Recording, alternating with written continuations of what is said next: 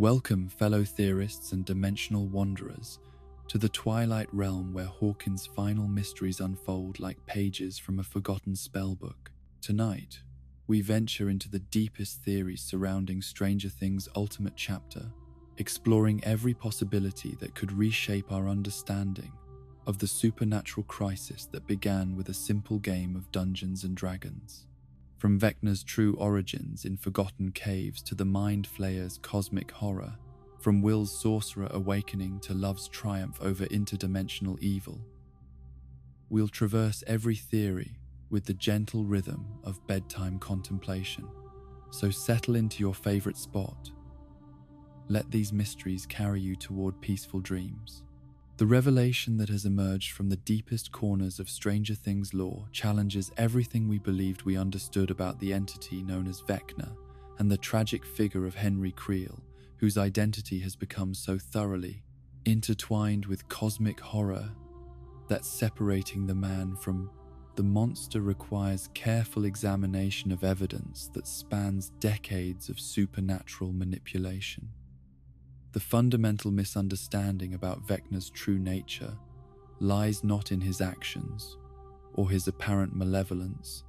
but in our assumption that the consciousness directing those actions belongs to the boy who once wandered into Nevada caves with nothing more dangerous than childhood curiosity driving his steps toward a fate that would reshape reality itself. Henry Creel emerges from the revelations contained within Stranger Things: The First Shadow not as the natural-born psychopath that Season 4 seemed to suggest, but as perhaps the most tragic victim in the entire supernatural crisis that has consumed Hawkins since 1983. The boy who participated in high school theatrical productions and fell in love with his co-star Patty Newby possessed the same capacity for human connection and artistic expression that we see in Will Byers, making his transformation into an interdimensional entity of destruction all the more heartbreaking when viewed through the lens of cosmic manipulation rather than inherent evil. The Nevada cave incident of 1947 represents the true beginning of the supernatural crisis,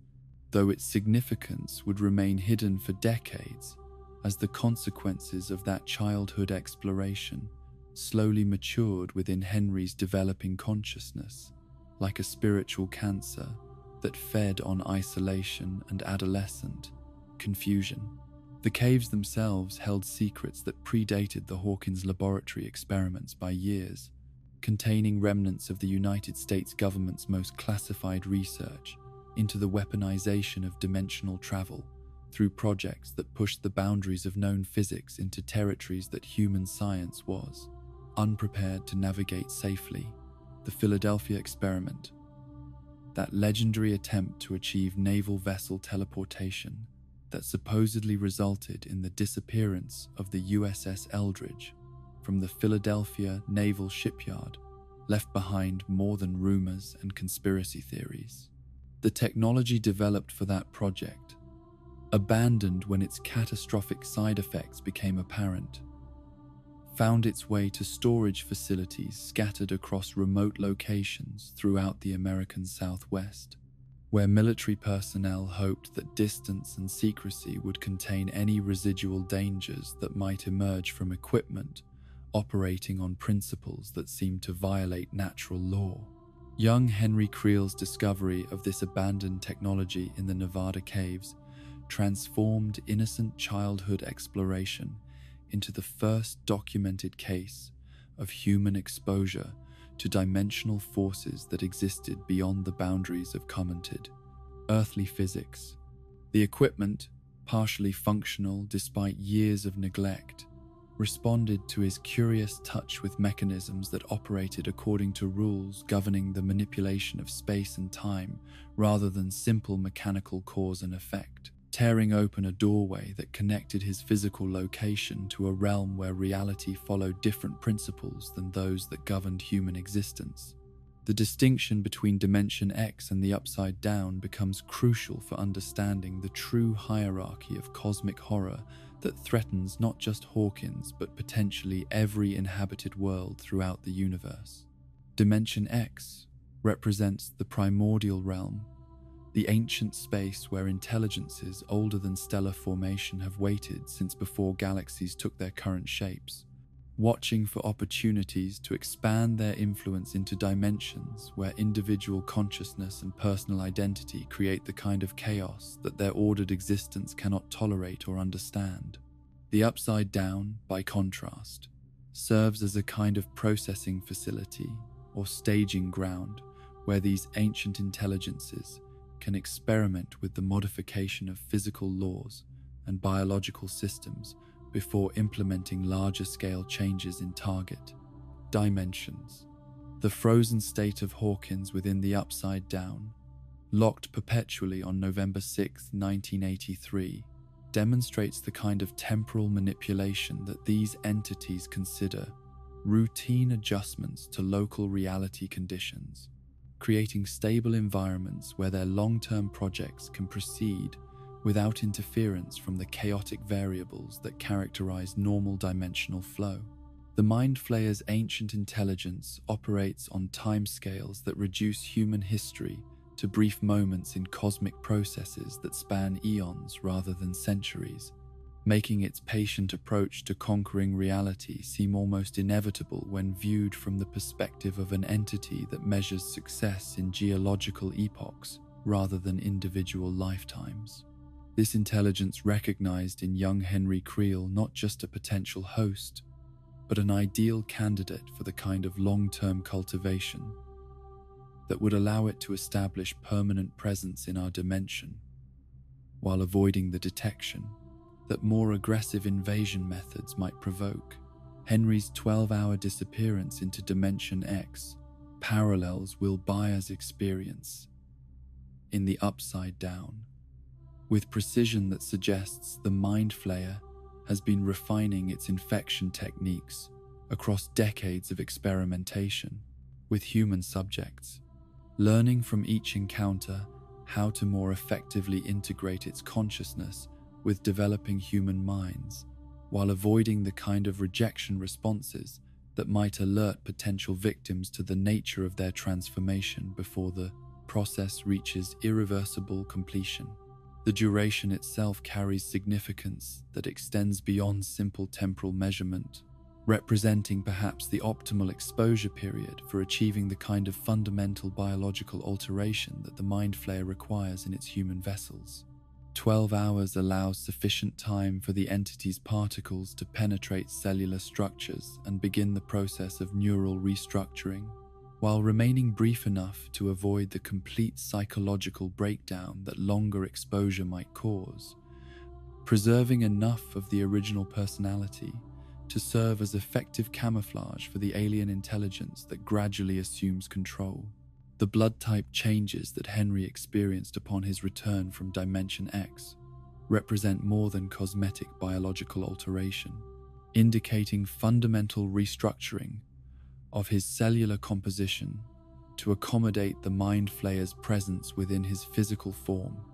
in ways that would eventually allow the entity to exercise complete control over his thoughts and actions, while maintaining the appearance of human decision-making and emotional response that would prove crucial for avoiding detection by those who knew him before his transformation. These biological modifications created permanent pathways between Henry's consciousness and the cosmic intelligence that had claimed him, establishing communication channels that would strengthen over time as the Mind Flayer's influence spread through his developing nervous system like beneficial bacteria that gradually replace healthy tissue with something that serves alien purposes while maintaining the facade of normal biological function for those observing from outside the infection process. Dr. Martin Brenner's recognition of Henry's altered condition demonstrates the government scientist's understanding that he had encountered something far more significant than a simple case of psychic ability development, though his interpretation of the phenomenon as an opportunity for weaponization rather than a warning about cosmic invasion reveals the kind of institutional blindness that would eventually enable the supernatural crisis to grow beyond any possibility of conventional military containment or control. Brenner's subsequent experiments with blood transfusions given to the mothers of future psychic children represented attempts to artificially replicate the kind of dimensional infection that had transformed Henry into a vessel for otherworldly intelligence.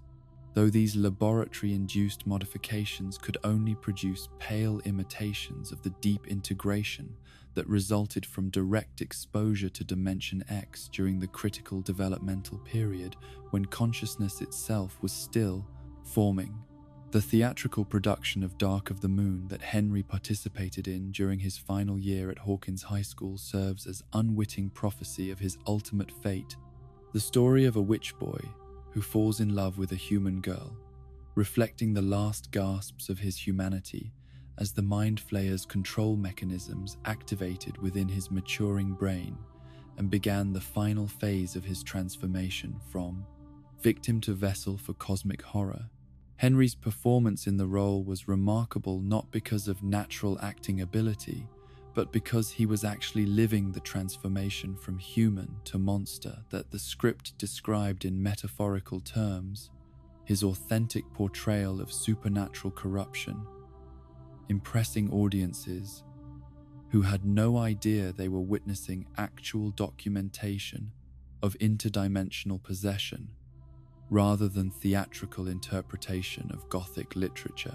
The significance of November 6th as the date of this production creates temporal resonance that extends across decades to connect Henry's final moments of humanity with Will Byers' first encounter with the supernatural forces that Henry's infection had eventually unleashed upon Hawkins, suggesting that the Mind Flayer's understanding of chronological patterns allows it to weave connections across time that serve its ultimate purpose of dimensional conquest. Modern Henry's appearance to children like Holly Wheeler in his human form, rather than the skeletal monstrosity that Vecna has become, represents either the final rebellion of his original personality against cosmic control or a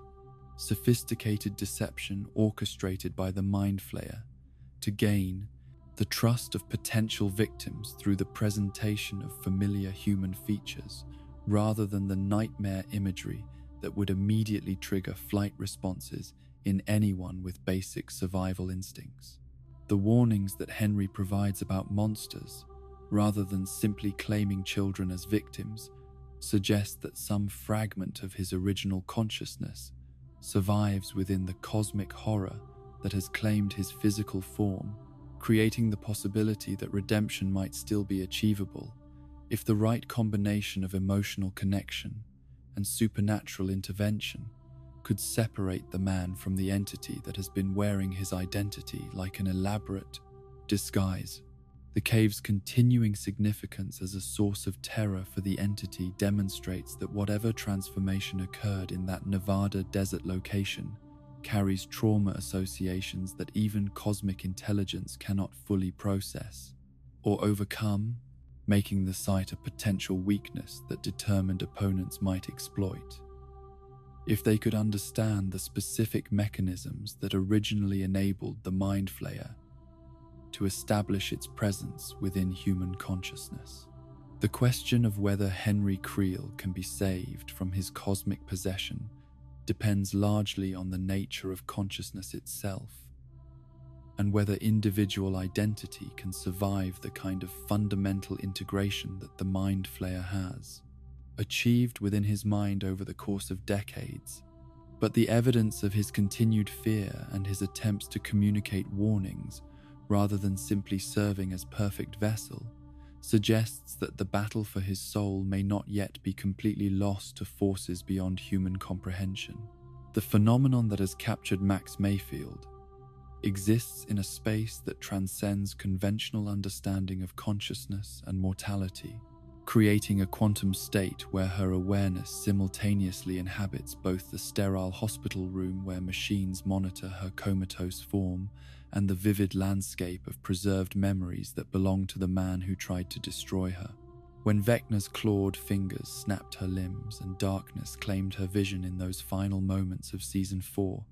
Something unprecedented occurred in the mythology of Hawkins' supernatural crisis that challenges every assumption about the nature of death and the boundaries between individual minds.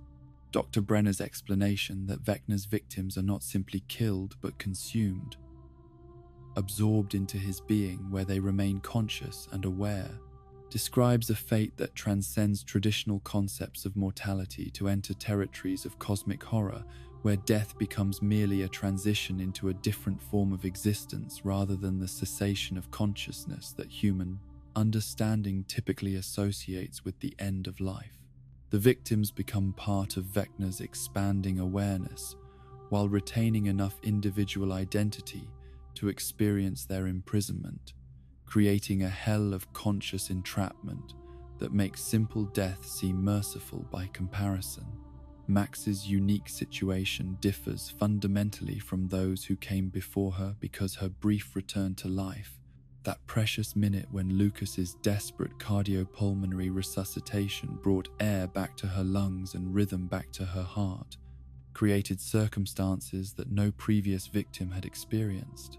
This resurrection interrupted the consumption process at a crucial moment, leaving her consciousness split between two states of existence in ways that neither science nor supernatural theory had previously documented or predicted. She exists now as a bridge between dimensions, her awareness flowing between the hospital bed where Lucas maintains his vigil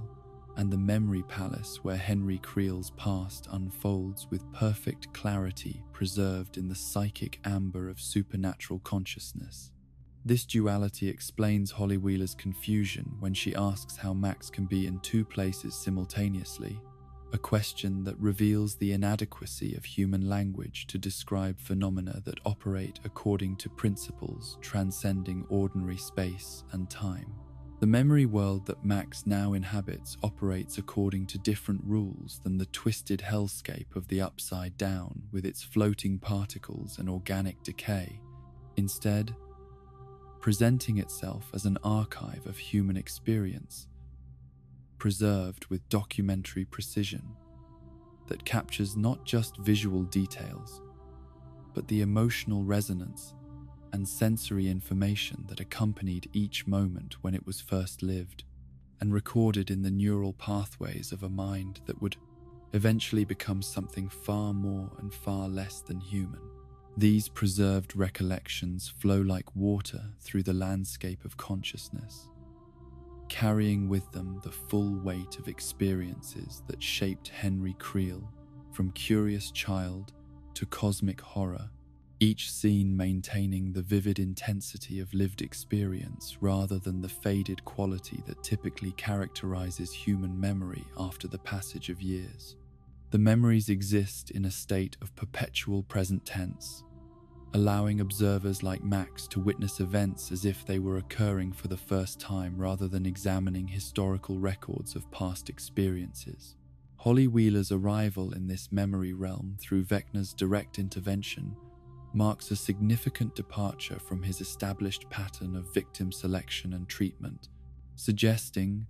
either evolution in his methodology or response to strategic necessities that have forced him to adapt his approach to changing circumstances that threaten his larger objectives. Unlike his previous targets who were chosen for their psychological vulnerabilities and personal traumas that made them susceptible to his particular form of psychic manipulation, Holly represents innocence and potential rather than damage and despair. The transformation in Vecna's presentation from skeletal nightmare creature to Henry Creel in aristocratic suit reflects either conscious strategic calculation or unconscious regression to an earlier state of being that may indicate internal conflict between the cosmic horror he has become and fragments of humanity that survive within his possessed consciousness. This choice to appear as the young man he once was rather than the monster he became suggests desire for connection or understanding that complicates our perception of his motivations and objectives. When Henry warns children about monsters rather than simply claiming them as victims, We witness behavior that contradicts everything we thought we understood about his nature and purpose, creating possibilities for redemption, or at least comprehension that could prove crucial in developing strategies for defeating him that rely on psychological insight rather than brute force or supernatural power alone. The memory of 1959 Hawkins High School that Max can access through her unique position provides crucial historical context that connects the present crisis to events that occurred decades before anyone recognized the supernatural threat growing in the shadows of small-town America. The scene of young Joyce Maldonado distributing flyers for the school's theatrical production represents a moment when all the future players in Hawkins' supernatural drama existed in innocent proximity to each other, unaware of the roles that fate would eventually assign them in a cosmic conflict that none of them chose, but all would be forced to navigate. Joyce's decision to change the drama department's production from the safe and traditional Oklahoma to the more controversial Dark of the Moon reflects her natural inclination toward challenging conventional wisdom and exploring darker themes, qualities that would eventually make her an effective opponent of supernatural forces that rely on secrecy and social conformity to avoid detection and resistance from the communities they seek to infiltrate and control. The Southern Gothic tale of a witch boy who falls in love with a human girl serves as eerie prophecy of Henry's own story, art reflecting the supernatural reality that was already beginning to take shape through his infection by forces beyond human comprehension. His participation in this production represents perhaps the last moment of his normal human existence,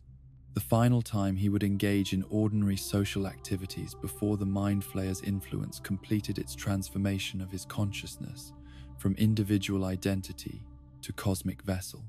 The advertisement that shows Henry's face promoting the theatrical production preserves visual evidence of the boy who would become Vecna, capturing his human features before they were twisted by interdimensional forces into the nightmare visage that now haunts the dreams of Hawkins' children. Those who witnessed his performance remembered it as remarkably convincing, though none understood until much later that what they were seeing was not acting but genuine documentation of his ongoing transformation from human to monster. The memory also preserves the faces of other future participants in Hawkins' supernatural crisis, including Steve Harrington's father, a young Jim Hopper, Karen Childress, who would marry to become Karen Wheeler, Patty Newby, whose connection to the Newby family would prove significant, Alan Munson, who would father Eddie, and Ted Wheeler, whose future children would become central to the final battle against the darkness his classmate had become through circumstances beyond anyone's control or understanding. The date of November 6th that marks this theatrical production carries significance that extends far beyond coincidental timing, representing the Mind Flayer's understanding of temporal patterns and its ability to weave connections across decades that serve its ultimate purpose of dimensional conquest. The same date that witnessed Henry's final performance as a human being would eventually become the anniversary of Will Byers' disappearance and Eleven's first contact with the Demogorgon, creating temporal resonance that suggests cosmic intelligence operating according to principles of chronological manipulation that human science has barely begun to glimpse. Max's plan for escape from this memory prison demonstrates her evolution from impulsive teenager to strategic thinker who has learned to navigate supernatural landscapes with the same determination she once brought to arcade games and skateboard competitions. Her understanding of how consciousness moves between dimensions through emotional connections reflects hard-won wisdom about the nature of supernatural phenomena and the ways that human feelings can serve as weapons against entities that operate purely through logic and calculation. The mechanism by which music creates bridges between dimensional barriers operates on principles that combine psychology with physics in ways that conventional science is only beginning to understand, through quantum mechanics and the study of how information can be transmitted across space and time through means that transcend simple cause and effect relationships. Musical compositions carry more than auditory data, encoding emotional and memory content that can activate neural pathways across dimensional boundaries in ways that supernatural entities cannot fully control or predict. Kate Bush's Running Up That Hill serves as Max's equivalent to the glasses that Meg Murray used to rescue her father from IT's control in A Wrinkle in Time, a simple object charged with profound emotional significance that becomes extraordinary when used as a focus for genuine human connection that transcends physical limitations and dimensional barriers. The song's lyrics about making a deal with God to swap places with someone else resonate with Max's willingness to sacrifice herself for others, creating harmony between art and experience that generates power sufficient to disrupt supernatural control mechanisms. The cassette tape that nearly jams during Max's attempted escape represents the fragility of these emotional anchors and the constant threat that technology might fail when supernatural intervention is most desperately needed, adding tension to rescue attempts that rely on mechanical devices to maintain connections between dimensions that were never designed to interact with human technology or to support the kind of cross-dimensional communication that these situations require. Holly's connection to Tiffany and other 80s pop music suggests that the specific composition matters less than the emotional resonance it creates in the listener's mind, making the relationship between music and memory more important than any inherent properties of particular songs or artists. The synthetic perfection of 1980s popular music creates sonic landscapes that exist in direct opposition to the organic horror of supernatural dimensions, offering refuge in artificial beauty that serves as sanctuary from natural ugliness. The coordination required for Max's escape plan reflects the complexity of operating across multiple dimensional layers simultaneously, requiring Holly's cooperation and trust while working behind the scenes to organize resistance among the captured children whose bodies hang suspended in the spires of Dimension X that Will glimpsed in his terrifying vision. This organizational challenge demonstrates how individual heroism must evolve into collective action when facing threats that exceed any single person's ability to combat through solitary effort. The other children who have been captured by Vecna face similar circumstances to Holly and Max, though their complete claim by supernatural forces makes their situation more desperate and their rescue more complex than cases where consciousness remains partially connected to the living world. Unlike Max, whose split existence provides her with advantages and escape routes, these children exist entirely within Vecna's controlled environment, making their liberation dependent on external intervention rather than internal resistance. This imprisoned community of young minds represents both hope and horror. Hope because their combined will might prove stronger than Vecna's individual control over each of them. Horror because their situation demonstrates the scope of the entity's ambitions for humanity and its willingness to sacrifice innocence in service of cosmic objectives that view children as resources rather than individuals deserving protection and care. The memory world serves as more than simple prison or storage facility, functioning as a kind of testimonial archive that preserves evidence of Henry Creel's humanity for those who might need to understand the difference between the man and the monster, creating possibilities for strategies that rely on psychological insight rather than supernatural power to achieve victory over forces that seem invulnerable to conventional attack methods. The transformation that Will Byers has undergone since his first encounter with the Upside Down represents perhaps the most complex evolution of any character in the Stranger Things mythology. His journey from helpless victim to powerful ally demonstrating how trauma can become strength when channeled through self-acceptance and authentic understanding of one's true nature. What began as victimization has slowly metamorphosed into something far more nuanced, a symbiotic relationship with forces that exist beyond the boundaries of human comprehension, revealing abilities that were always present within him but required extraordinary circumstances to manifest and mature.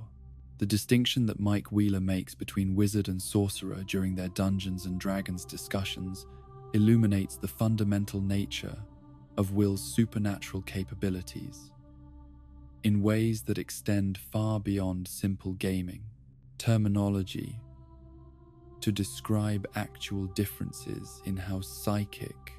abilities manifest and operate within individuals who possess them. Where wizards study spellbooks and learn techniques from external sources, requiring years of practice and memorization to achieve mastery over their chosen disciplines, sorcerers possess innate magical abilities that flow from their essential nature rather than acquired knowledge. Will's powers emerge not from training or practice, but from the dimensional infection that has become part of his biological identity during those 12 hours he spent in the Upside Down, making him a sorcerer in the truest sense of the fantasy archetype. This internal source of power explains why his abilities manifest differently from those of other psychic children in the Hawkins universe, operating through emotional channels that respond to authenticity and self-knowledge, rather than conscious technique or physical effort that characterizes the abilities of laboratory-created subjects. The antenna theory that explains Will's connection to supernatural forces describes his restructured brain as a biological receiver capable of processing signals that exist in frequency ranges beyond normal human perception, making him a living interface between dimensions that allows information to flow across barriers that typically prevent communication between separate realities. His neural pathways have been modified to accommodate data streams that carry intelligence about Vecna's activities and the broader operations of the hive mind that connects all supernatural entities operating within the expanded dimensional network. The goosebumps phenomenon that Will experiences when sensing supernatural activity represents more than metaphorical awareness, manifesting as the physical response of his nervous system to interdimensional influences that register in his biology, like phantom sensations from limbs that exist in other realities. These involuntary reactions serve as early warning systems that alert him to supernatural threats long before they become visible to others, but they also represent a form of violation, the uninvited touch of entities that have claimed permanent access to his consciousness, whether he consents to such contact or not. The flashback that opens Season 5, returning viewers to Will's first encounter with Vecna in 1983, illuminates the origin of his supernatural connection with new understanding that recontextualizes his entire journey from victim to survivor to something more complex that transcends simple categories of human experience. What seemed at the time like random predation now reveals itself as careful selection, Vecna choosing Will not despite his vulnerability, but because of qualities that made him ideal for long-term cultivation and eventual partnership in cosmic objectives. The entity recognized in Will's loneliness and artistic sensitivity the perfect candidate for the kind of patient manipulation that would transform a frightened child into a willing ally over the course of years, using isolation and supernatural trauma to create dependency relationships that would make resistance seem impossible, while cooperation appeared to offer the only path towards safety and acceptance from forces too powerful to defeat through conventional means. Robin Buckley's wisdom about the liberating power of embracing one's true identity provides Will with more than simple advice about sexual orientation, offering him a psychological framework for understanding how authenticity can become strength rather than vulnerability when channeled through self-acceptance rather than shame. Her personal experience of the weight lifting from her shoulders after she stopped being afraid of who she was creates a template for how Will might approach his own supernatural abilities as extensions of his authentic self. rather than external impositions that define him against his will. The conversation they share about unrequited love carries layers of meaning that extend beyond romantic counseling to address the fundamental challenge of finding peace with circumstances that cannot be changed through desire or determination alone. Robin's recognition of the pattern of self-denial that once kept her trapped in isolation and fear speaks directly to Will's struggle with abilities that others might view as monstrous, encouraging him to claim ownership of his supernatural nature, rather than allowing it to be defined by external perceptions or social expectations. This internal work of self-acceptance creates the psychological conditions necessary for Will to control powers that operate through will and intention rather than mere technique, making his emotional state and self-knowledge crucial factors in determining whether his abilities serve constructive or destructive purposes. Unlike Eleven's telekinetic capabilities, which require physical effort and often result in nosebleeds and exhaustion, Will's connection to the hive mind flows through channels that respond to emotional authenticity and psychological integration. The moment he stops fighting who he is becomes the moment he can fully access what he has become, transforming his supernatural infection from burden into tool that can be wielded with precision and purpose when directed by someone who understands both his human nature and his inhuman capabilities. This integration of opposing aspects of his identity creates possibilities for heroic action that neither purely human nor purely supernatural approaches could achieve independently. The abilities that manifest in Will during the final episode of Volume 1 represent the fruition of years of careful conditioning combined with his recent psychological breakthrough, the hive mind's patient cultivation, finally bearing fruit when circumstances align to unlock his true potential in ways that serve both his personal development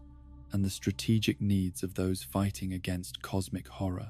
When he extends his consciousness into the demogorgons that threaten his friends, taking control of creatures that once terrorized him, we witness the completion of a transformation that began with his first disappearance from Hawkins Middle School. The control he exerts over these creatures flows through neural pathways that mirror Vecna's own connection to the hive mind, suggesting that Will's powers represent not entirely original abilities, but rather shared access to capabilities that the Mind Flayer has distributed among its various agents and vessels. This connection explains why he can see through the eyes of supernatural creatures, why he can sense Vecna's next targets before attacks occur, and why his prescient abilities seem to grow stronger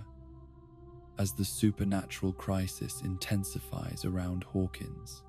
The crowd control capabilities that the Duffer Brothers have confirmed as Will's primary supernatural function position him as the ideal coordinator for managing the armies of Demogorgons, Demodogs,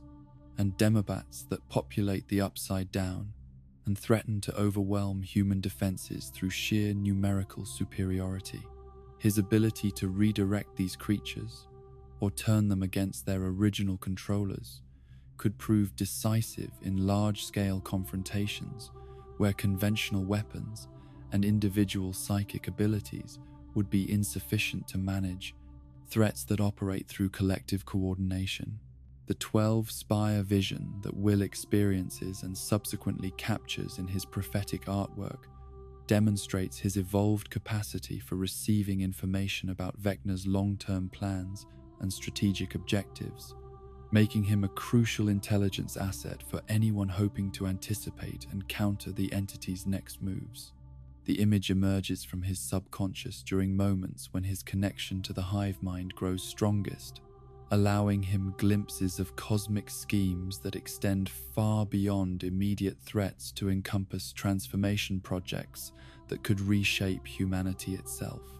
The number 12 carries symbolic weight that resonates through multiple levels of meaning within the Stranger Things mythology, connecting the cyclical nature of time represented by grandfather clocks to the potential completion of experimental programs that began with the Psychic Children Project and may culminate in the creation of 12 transformed individuals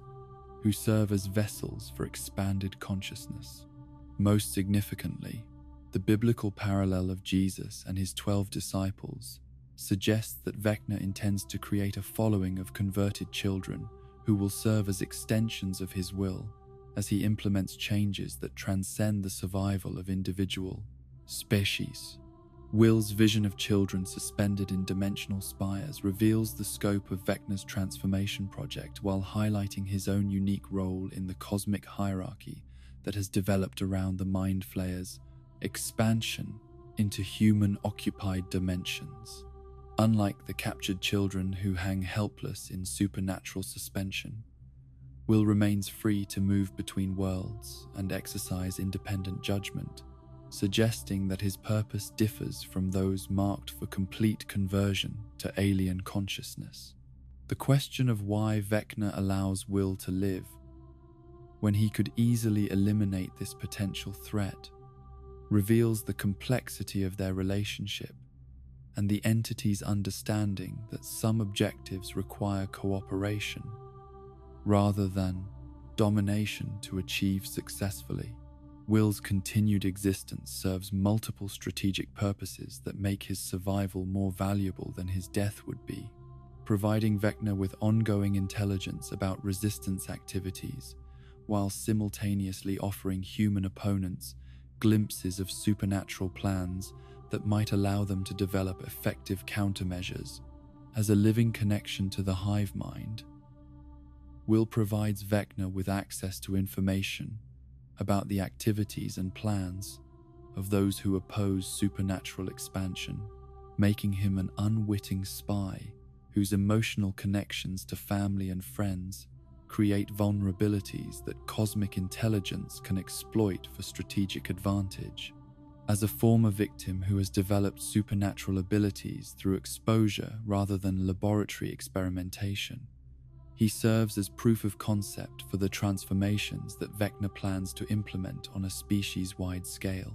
Most importantly, as someone who bridges the gap between human and inhuman consciousness, Will may represent the key to Vecna's ultimate goal of merging dimensions in ways that preserve useful aspects of human creativity and emotional complexity, while eliminating the chaos and unpredictability that individual identity creates within ordered systems. His hybrid nature makes him uniquely qualified to serve as translator or mediator between species, whose fundamental concepts of existence remain mutually incompatible. The Harry Potter parallel that some observers have noted, the connection between protagonist and antagonist, that means neither can live while the other survives, adds another layer of complexity to Will's situation that extends beyond simple strategic considerations to encompass questions about the nature of identity and consciousness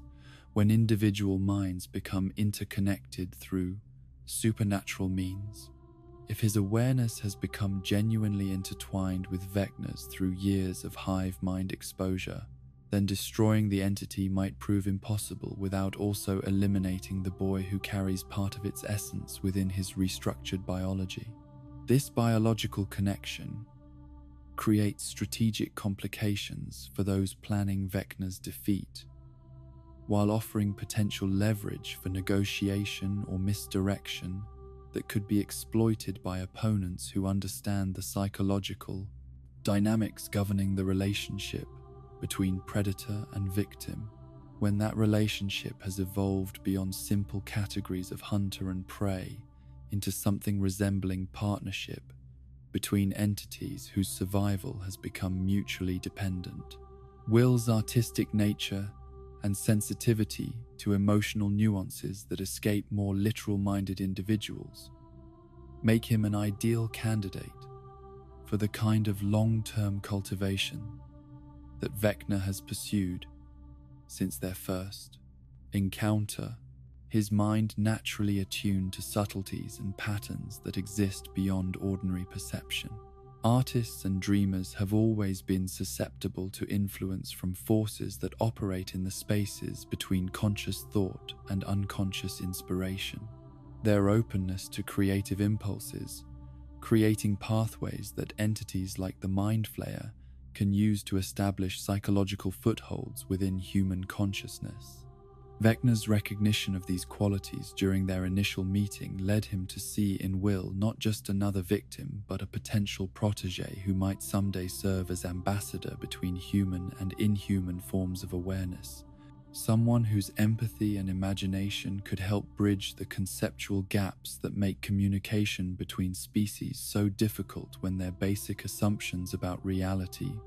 diverge so fundamentally from each other. The entity's assessment that Will was chosen because he was weak reflects a fundamental misunderstanding of human psychology that reveals important limitations in cosmic intelligence, despite its vast scope and ancient experience. What Vecna interpreted as weakness, Will's sensitivity and emotional openness and capacity for deep feeling, actually represents forms of strength that entities operating purely through logic and calculation cannot fully comprehend or effectively counter when they encounter organized resistance. These qualities that made Will vulnerable to initial supernatural contact also make him capable of forms of heroism that purely aggressive or analytical opponents could never achieve. His ability to maintain emotional connections and moral principles under extreme pressure, creating possibilities for victory that transcend simple applications of power or intelligence to encompass the kind of inspired action that emerges when individual courage serves purposes larger than personal survival. The nosebleed that Will experiences when channeling his supernatural abilities mirrors Eleven's physical symptoms, but may indicate something different about the source and nature of his powers, suggesting that his capabilities operate through biological systems that are still adapting to supernatural demands rather than artificial enhancements that were designed to accommodate psychic energy from their initial implementation. His body continues to change in response to abilities that were never meant to exist in human form, each use of his powers deepening the integration between his consciousness and the dimensional entities that first claimed him. This ongoing transformation explains why Will's connection to the hive mind continues to strengthen over time rather than fading as distance and healing might suggest would be the natural progression for someone recovering from supernatural trauma. The particles that carry information between dimensions become incorporated into his cellular structure with each supernatural contact, making him progressively less human and more something else that exists between categories of earthly and cosmic consciousness. The hybrid nature of Will's existence, part human and part dimensional entity, positions him as a crucial figure in the coming conflict whose unique perspective allows him to understand both sides of a struggle that threatens to tear reality apart. He retains enough humanity to feel empathy and moral responsibility, while possessing sufficient inhuman awareness to comprehend the cosmic scope of threats that conventional human responses cannot hope to address effectively. This dual nature creates possibilities for solutions that neither purely human nor purely supernatural approaches could achieve, but it also represents tremendous psychological pressure that threatens to tear his identity apart, as he struggles to maintain connection to his original self while adapting to capabilities and awareness that transcend normal human experience. The question of whether he can maintain this balance, or will eventually be forced to choose between his humanity and his power, remains one of the most crucial uncertainties facing the series' resolution. The revelation that emerged from careful analysis of the first Dungeons & Dragons session that opened the series provides more than nostalgic reference to childhood gaming, offering instead a mathematical prophecy that has been hiding in plain sight since the very beginning of Stranger Things. waiting for the right combination of characters and circumstances to transform symbolic gameplay into literal salvation for humanity itself. The 20-sided die that must roll to defeat Vecna in Mike Wheeler's Basement campaign represents not just gaming mechanics, but cosmic mathematics that govern the intersection of individual abilities with collective destiny. The numerical precision required for victory, 11 plus 8 plus 1 equals 20, reveals patterns in the universe that suggest reality itself operates according to principles that favor cooperation over individual achievement, making the combined strength of 11, Kali, and Will more significant than any single person's extraordinary capabilities could ever be when facing threats that transcend normal human experience and require responses that exceed conventional approaches to problem solving and conflict resolution. This mathematical destiny implies that their meeting and bonding served purposes that extended beyond personal satisfaction or coincidental friendship to encompass cosmic responsibilities that none of them chose but all have accepted through their willingness to risk everything for the protection of people and places that give their lives meaning beyond mere survival. The precision of these numbers suggests that the universe itself has been guiding their paths toward this moment of convergence, when their individual journeys would merge into collective action, capable of challenging forces that seemed invincible when confronted separately. 11's telekinetic mastery represents the raw power component of this triumvirate, her ability to reshape physical reality through force of will,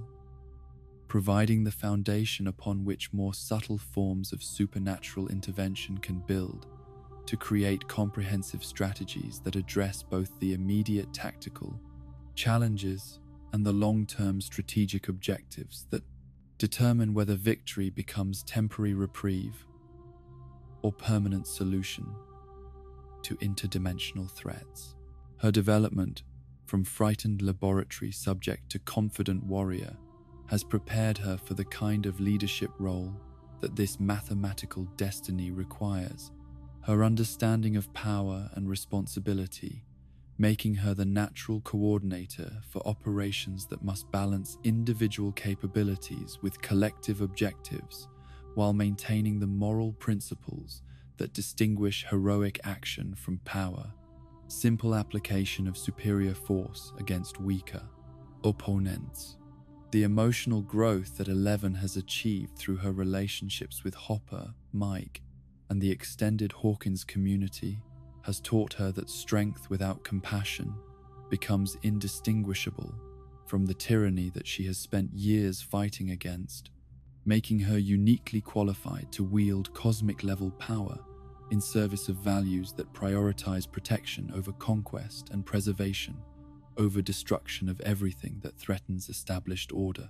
Kaylee's illusion capabilities provide the deception and misdirection component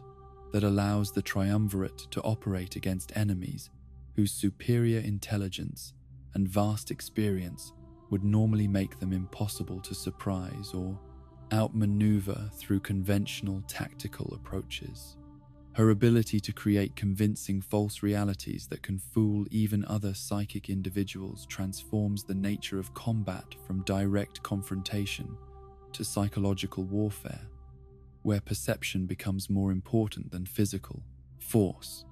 The strategic applications of her powers extend far beyond simple visual tricks to encompass comprehensive reality manipulation that can make entire armies invisible to supernatural surveillance systems, or create false environments that lead enemies into traps that would be impossible to construct through normal means. Her cooperation with 11 and Will would allow for coordinated deceptions on scales that individual illusion generation could never achieve, creating possibilities for misdirection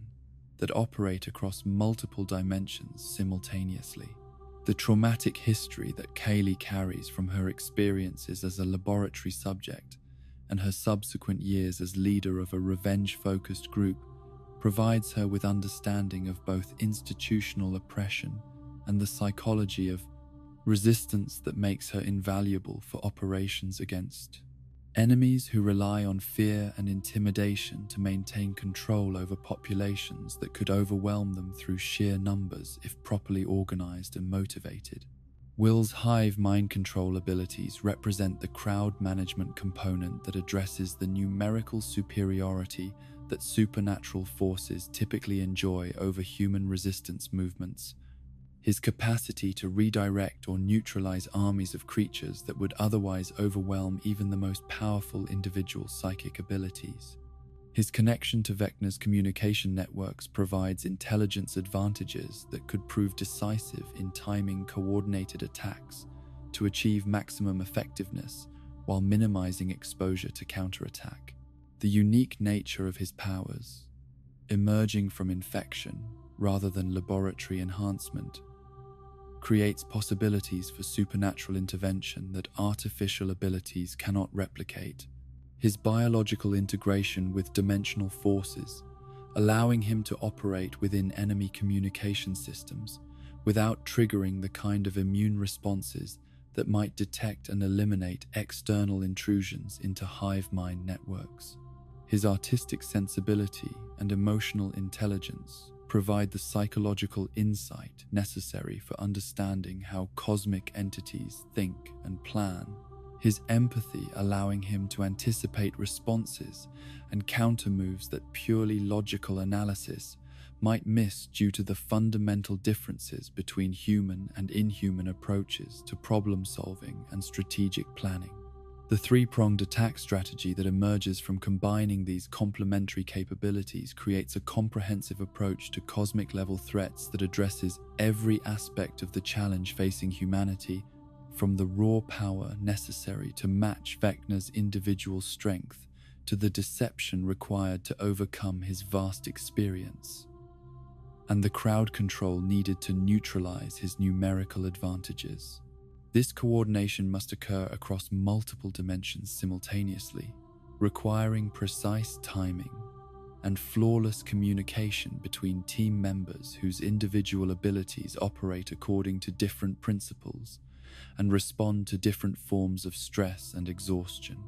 The psychological pressure of maintaining such coordination while facing an enemy who can manipulate reality itself would test the strongest relationships and most carefully developed trust between individuals who must rely completely on each other's competence and commitment. The biblical symbolism embedded in Vecna's plan to create 12 disciples from captured children mirrors the Christian narrative of Jesus and his followers,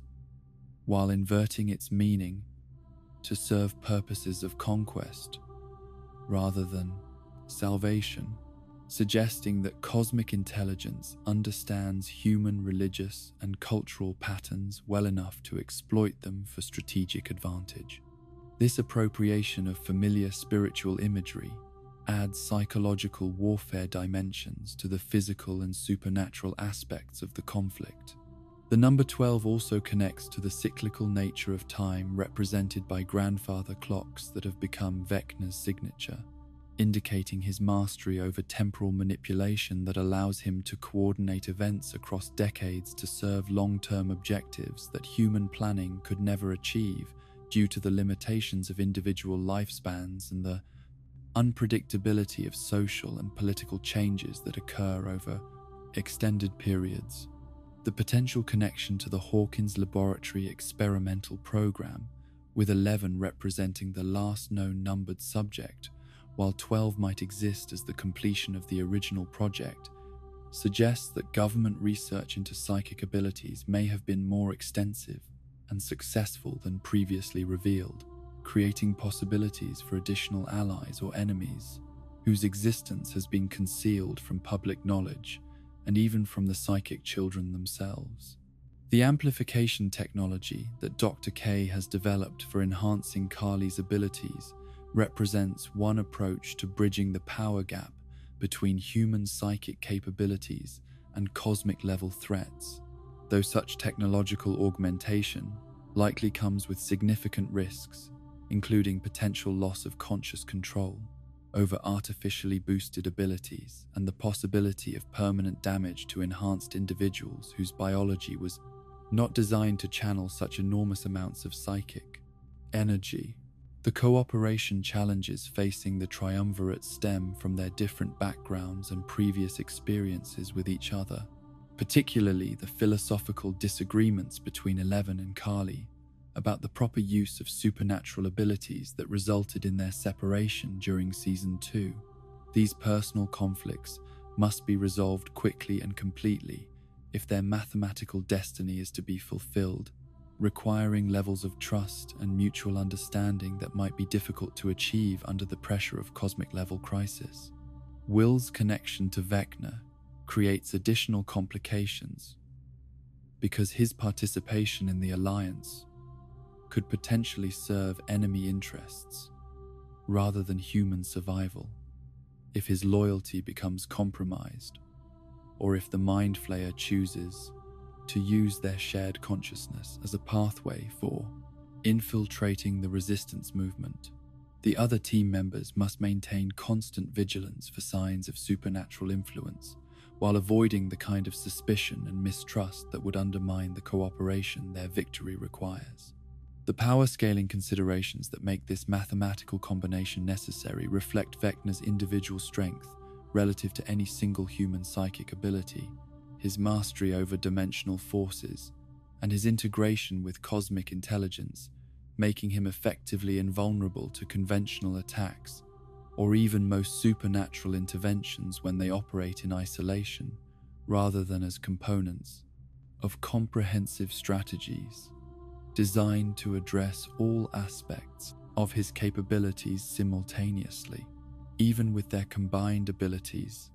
victory is not guaranteed because cosmic entities operate according to principles that transcend human understanding and possess resources that extend far beyond what can be observed or anticipated through normal intelligence-gathering methods. The triumvirate must be prepared for contingencies and counterattacks that exceed their current comprehension, while maintaining the flexibility to adapt their strategies as new information becomes available about enemy capabilities and objectives. The risk of artificial enhancement through Dr. K's amplification technology must be weighed against the potential benefits of temporarily increased power levels, considering that such modifications might create dependencies that make withdrawal from enhancement dangerous or impossible if the technology fails or becomes unavailable during crucial moments in the conflict when supernatural abilities are most desperately needed. The mathematical precision of their required cooperation extends beyond simple numerical addition to encompass timing, coordination, and psychological synchronization that transforms three individual abilities into something greater than their sum, creating possibilities for intervention in cosmic-level conflicts that no amount of individual power could achieve, regardless of how extraordinary any single person's capabilities might become through training or enhancement. The grandfather clock symbolism that connects their mathematical destiny to Vecna's temporal manipulation abilities suggests that their coordinated attack must occur at precisely the right moment in cosmic cycles that govern interdimensional relationships, making timing as crucial as power levels or strategic planning in determining whether their intervention succeeds in preventing humanity's absorption into alien consciousness, or merely delays inevitable defeat by forces whose patience extends across geological timescales. The completion of this mathematical prophecy through successful cooperation between former enemies and reluctant allies would demonstrate humanity's capacity for unity in the face of existential threats, while proving that love and loyalty can overcome the divisive influences that cosmic entities use to prevent effective resistance to their expansion into dimensions where individual consciousness creates the kind of unpredictability that ordered systems cannot tolerate or control. The military installation that Hopper and Eleven discover hidden within the Upside Down represents the culmination of decades of government experimentation with supernatural phenomena. A secret facility that makes Hawkins National Laboratory seem like a modest research station by comparison to the vast underground empire of corridors and chambers that extend far beneath the earth in networks of sterile passages that hum with the constant activity of equipment designed to serve purposes too classified for official documentation or public oversight of any kind. Dr. K oversees this subterranean complex with the focused intensity of someone who believes that moral considerations represent luxuries that humanity can no longer afford when facing threats that transcend conventional understanding of warfare and survival. Her experiments pushing the boundaries of ethical science into territories that previous generations of researchers would have considered unconscionable, but which she justifies through arguments that extraordinary circumstances require extraordinary measures, regardless of their cost in human suffering. The creatures and abilities that she studies within this facility represent existential challenges to human civilization that demand responses exceeding normal moral frameworks, and in her mind, any method that might provide defensive capabilities against cosmic horror becomes not just acceptable, but morally imperative, regardless of the violations of individual rights and dignity that such research necessarily entails when dealing with subjects whose cooperation cannot be obtained through conventional means. The revelation that Kali remains alive and imprisoned within this facility recontextualizes every aspect of the military's operations in Hawkins, from simple containment and study of supernatural phenomena to active exploitation of psychic capabilities for strategic advantages that could fundamentally alter the balance of power in conflicts that extend far beyond the immediate threat posed by Vecna and his dimensional allies, to encompass applications in conventional warfare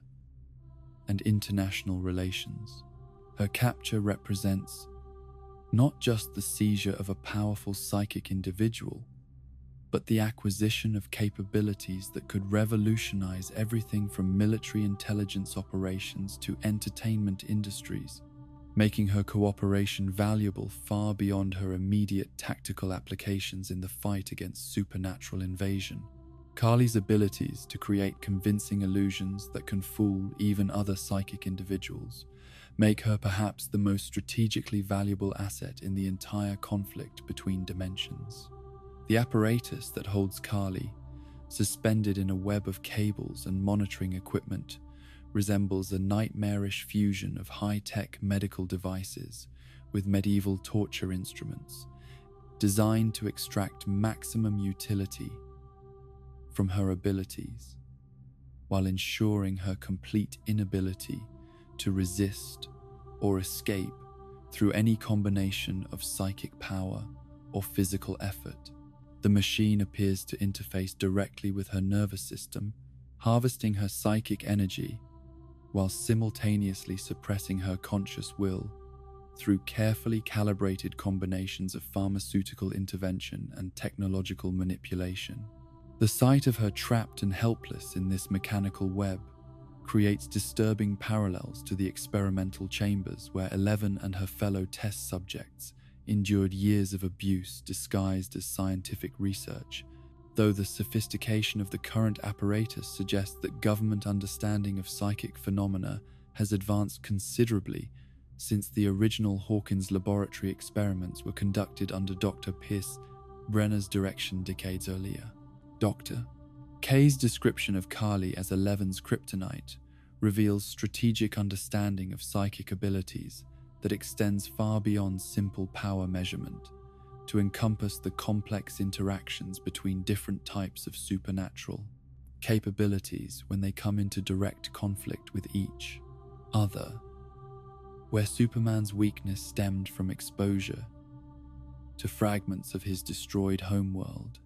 Eleven's vulnerability lies in confronting someone whose abilities operate in direct opposition to her own fundamental nature and approach to reality manipulation. Kali's illusions can create false realities so convincing that even Eleven's enhanced perception cannot distinguish them from genuine experiences, making her potentially helpless against an opponent who controls the very nature of what can be perceived as real or imaginary.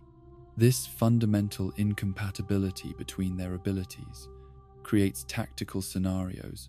where the most powerful psychic individual becomes effectively powerless when facing someone whose strengths directly counter her own methods of interaction with the physical world. The machine's apparent ability to amplify and direct Kali's natural abilities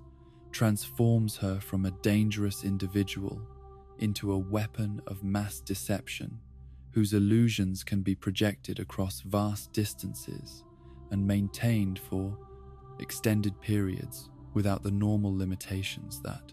biological systems impose on psychic exertion. Under Dr. K's control, Kali's enhanced capabilities could create false realities that confuse entire populations or hide military operations from supernatural surveillance systems that rely on accurate perception of dimensional conditions. The implications of this technology extend far beyond the immediate conflict with Vecna to suggest applications in conventional warfare that would revolutionize the nature of international conflict by making traditional concepts of conflict, e.g., reconnaissance and intelligence, gathering obsolete, when reality itself becomes subject to manipulation by operators whose illusions cannot be detected or countered through normal means of verification and fact-checking. The flesh wall that surrounds Hawkins may itself represent one of Kali's amplified illusions, a massive deception designed to create the appearance of supernatural construction while hiding the military's true activities within the protected zone from observation by resistance forces who believe they are encountering genuine, interdimensional architecture. If this theory proves correct, then Hopper and Eleven's entire journey through the Upside Down has been carefully orchestrated theater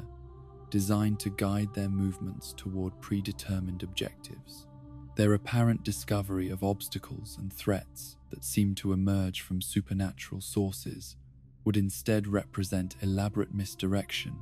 calculated to deliver Eleven directly into Dr. K's hands, while making her capture appear to result from unfortunate circumstances rather than deliberate manipulation by forces that understand her psychological patterns and emotional vulnerabilities well enough to predict her responses to carefully constructed scenarios. The soldier's casual urination against the wall takes on sinister significance under this interpretation, representing not ignorance of the barrier's dangerous nature, but insider knowledge about the illusion's harmless reality. His behavior serves as a signal to those who understand the wall's artificial origins while maintaining the deception for those who believe they are encountering genuine supernatural phenomena that pose actual threats to anyone who approaches them without proper protective equipment or authorization. The sizzling sound that may accompany his action could represent either genuine chemical reaction or auditory illusion designed to reinforce the wall's apparent biological nature for observers who might otherwise question why military personnel treat such an obviously dangerous structure with casual indifference that would be suicidal if the barrier actually possessed the properties it appears to demonstrate through visual and tactile examination. The military's ability to operate within the Upside Down without suffering constant Demogorgon attacks that devastate civilian populations suggests either advanced defensive technologies that have not been revealed to the public or some form of negotiated arrangement with the creatures that control the alternate dimension. If Kali's enhanced illusions are being used to make military personnel invisible to supernatural predators, this would explain their apparent immunity to attacks that have proven fatal to most other humans who enter the corrupted realm. The technology that enables such protection represents a strategic advantage that could shift the entire balance of power in interdimensional conflict. By making human forces effectively immune to detection and assault by creatures whose hunting methods rely on sensory inputs that can be manipulated through sufficiently sophisticated illusion generation. The military application of such capabilities would extend far beyond defense against supernatural threats to encompass conventional warfare scenarios where invisibility provides decisive tactical advantages. Hopper's decision to wear explosives during his infiltration of the military facility demonstrates both his understanding of the stakes involved in preventing Eleven's capture and his willingness to make the ultimate sacrifice to ensure that neither he nor she can be used as weapons against the people they have sworn to protect. The failsafe device represents his commitment to maintaining agency and moral authority, even in circumstances where traditional concepts of victory and defeat become meaningless in the face of forces that exceed human comprehension. The explosive vest also serves as insurance against the possibility that he has already been compromised by supernatural influence or technological manipulation without his knowledge, creating contingencies for scenarios where his thoughts and perceptions may no longer be entirely his own. In a conflict where reality itself can be altered through various forms of psychic interference, the only certainty lies in actions that cannot be undone or redirected by enemy intervention, regardless of how sophisticated their methods of control might become. The failsafe represents Hopper's ultimate expression of free will in a situation where his ability to distinguish between authentic choice and external manipulation may have been compromised through means that operate below the proscent threshold of conscious awareness. His willingness to destroy himself and everyone in the immediate vicinity demonstrates commitment to principles that transcend personal survival when individual welfare conflicts with larger moral obligations to protect innocent people from exploitation. Dr. K's belief that she is saving innocent lives by capturing and experimenting on psychic children reveals the dangerous logic that emerges when existential threats justify previously unthinkable actions through utilitarian calculations that reduce complex human beings to assets and liabilities. In strategic equations, her view of Eleven as a homicidal maniac responsible for the deaths of military personnel reflects perspectives that judge individuals based solely on their capacity for destruction rather than their intentions or the moral frameworks that guide their choices.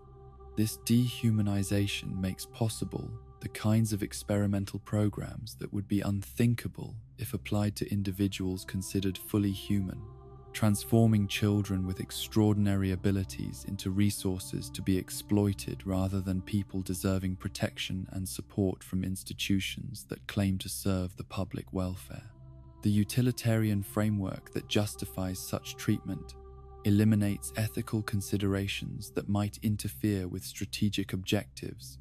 by redefining moral worth according to usefulness in larger conflicts. The doctor's frustration with hitting walls in her research suggests that conventional scientific methods have reached their limitations when applied to supernatural phenomena that operate according to principles transcending normal physical laws.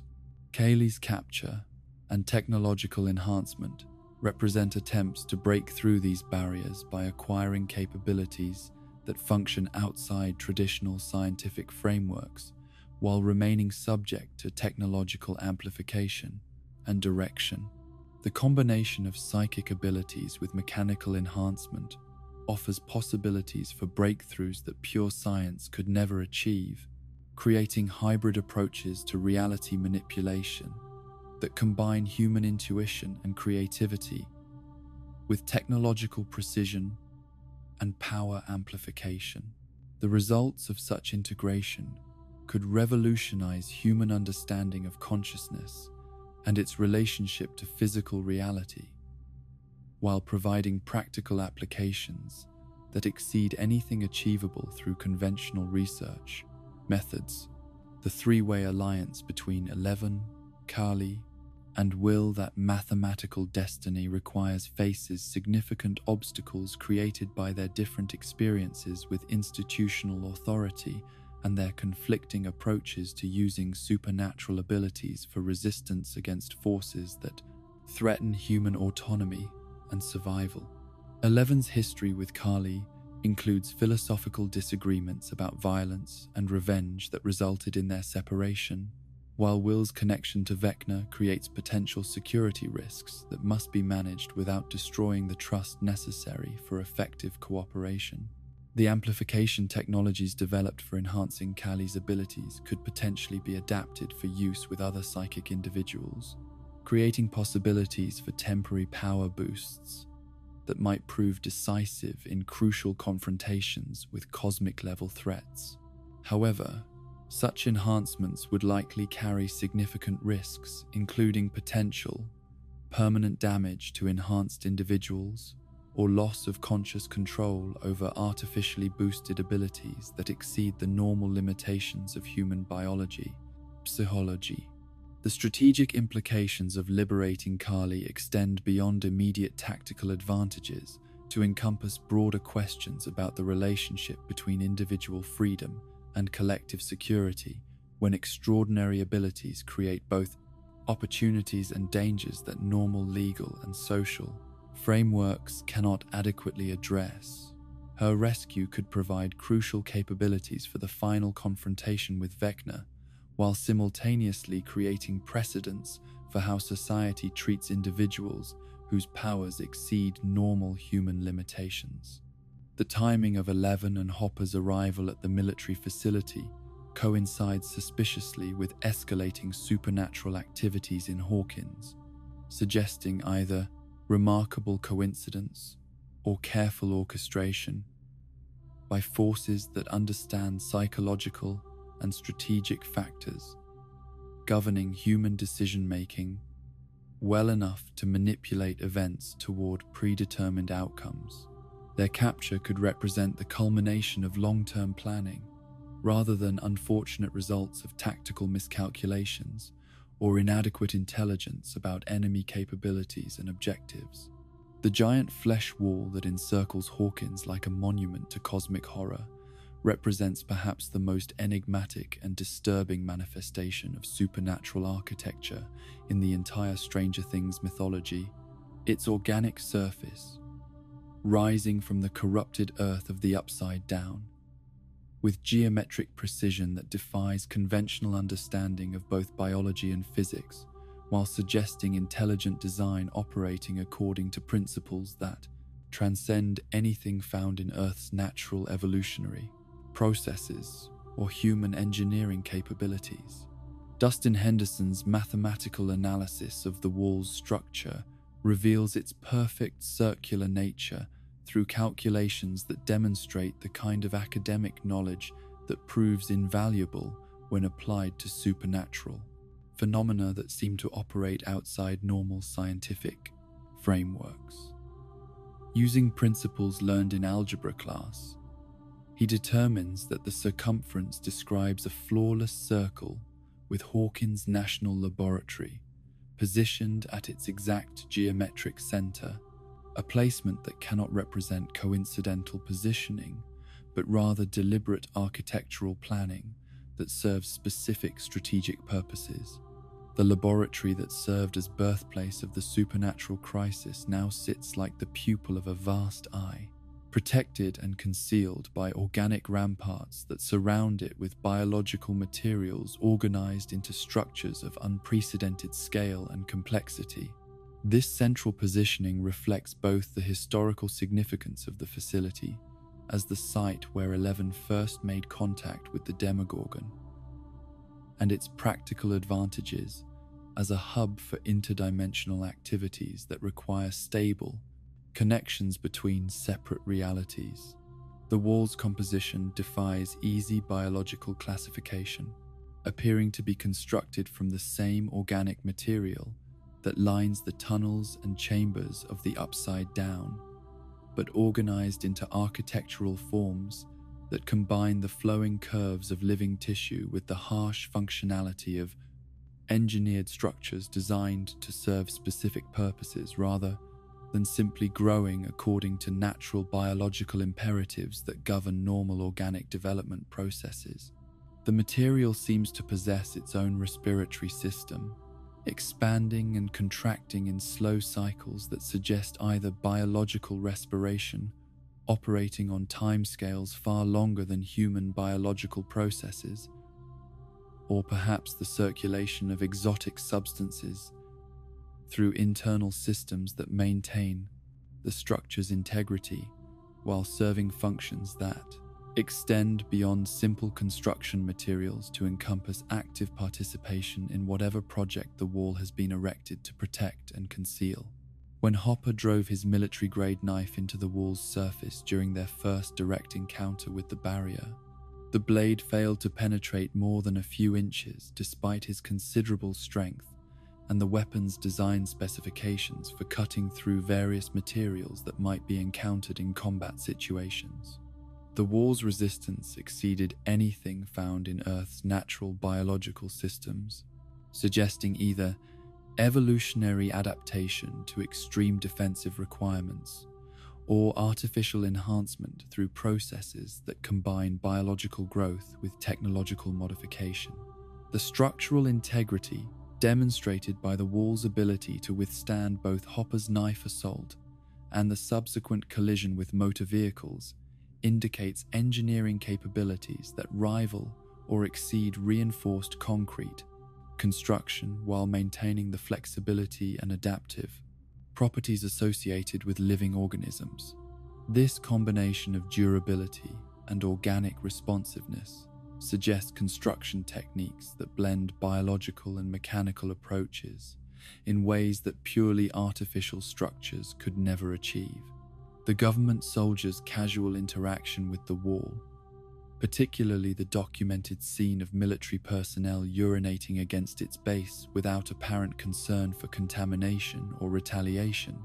reveals a familiarity with the structure that contradicts their official mission statements about containing and studying unknown supernatural phenomena. Their behavior suggests not the caution that would characterize researchers encountering genuinely dangerous unknown materials, but rather the routine indifference of personnel who understand the wall's true nature and origins. This comfort level with apparently hazardous supernatural architecture implies either extensive prior contact with similar structures or insider knowledge of the wall's artificial origins that would explain its predictable behavioral patterns and lack of immediate threat to authorized individuals who approach it with proper clearance and understanding of safety protocols that have been developed through previous experience with similar constructions. Eleven's instinct that the soldier's casual behavior held significance beyond simple military indiscipline demonstrates her intuitive understanding of deception and misdirection, skills honed through years of surviving in environments where truth represented a luxury that adults rarely shared with children whose cooperation was required, but whose understanding was considered unnecessary or potentially dangerous to operational security and mission success. Her insistence that they should interrogate the soldier about his apparent knowledge of the wall's properties reflects not just curiosity about supernatural phenomena, but recognition that his actions revealed information about the barrier's nature that contradicted the military's public narrative about their activities in the Upside Down and their level of understanding regarding the threats and opportunities presented by interdimensional architecture. The wall serves multiple functions within the broader supernatural ecosystem that has developed around Hawkins since the original Mother Gate opened connections between dimensions, operating simultaneously as fortress, camouflage system, and construction barrier that conceals work in progress while protecting sensitive operations from interference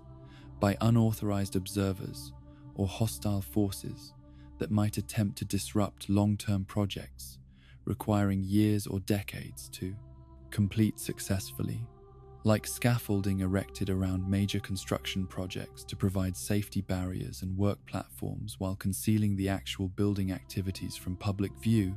the wall creates a controlled environment where delicate operations can proceed without the chaotic interference of Demogorgon attacks or dimensional instabilities that plague other areas of the Upside Down,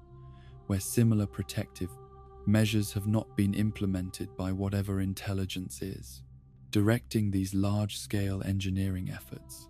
The perfect circle described by the wall's circumference creates geometric conditions that may be necessary for the proper functioning of whatever is being constructed within the protected area, the circular form possessing special properties in both mathematics and mysticism that affect the flow of various types of energy and information.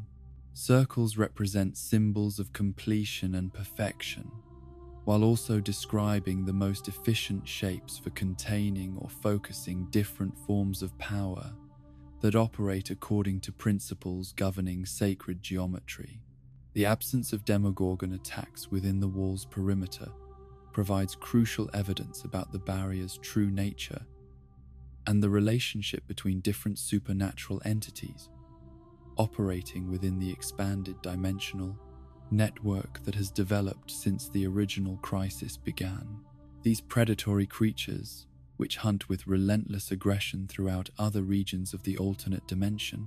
avoid the encircled area with behavioral patterns that suggest either trained responses or biological programming. Their respect for boundaries they cannot physically interact with, or apparently even perceive, indicates that the wall's influence extends beyond its visible structure into realms of psychic or biochemical communication that affect creature behavior on fundamental levels that transcend simple physical barriers. This invisible influence suggests that the wall represents only the observable portion of a larger system that includes components operating in frequency ranges or dimensional layers that human perception cannot directly access. Mr. Clarke's physics lessons about wormholes and dimensional travel provide the theoretical framework necessary for understanding what might be under construction behind the wall's protective barrier. His educational demonstrations offering simplified but accurate models for the kind of interdimensional infrastructure that advanced civilizations might construct to facilitate travel between distant points in space and time that would otherwise require impossibly long journey times using conventional transportation methods. His use of a paper plate to illustrate how tunnels within wormholes can connect separate dimensions represents the practical application of Einstein-Rosen bridge theory to explain phenomena that might seem impossible when viewed through the lens of everyday experience, but which become comprehensible when approached through mathematical frameworks that describe the geometric properties of curved space-time and the possibility of shortcuts through higher dimensional spaces. The Einstein-Rosen bridge diagram, visible on Mr. Clarke's chalkboard during Erica's class, represents the mathematical formalization of wormhole theory, describing precise geometric relationships between points in space-time that could theoretically allow instantaneous travel across vast distances by bypassing the normal three-dimensional routes that conventional physics requires for moving between distant locations in the observable universe. The concept of a permanent tunnel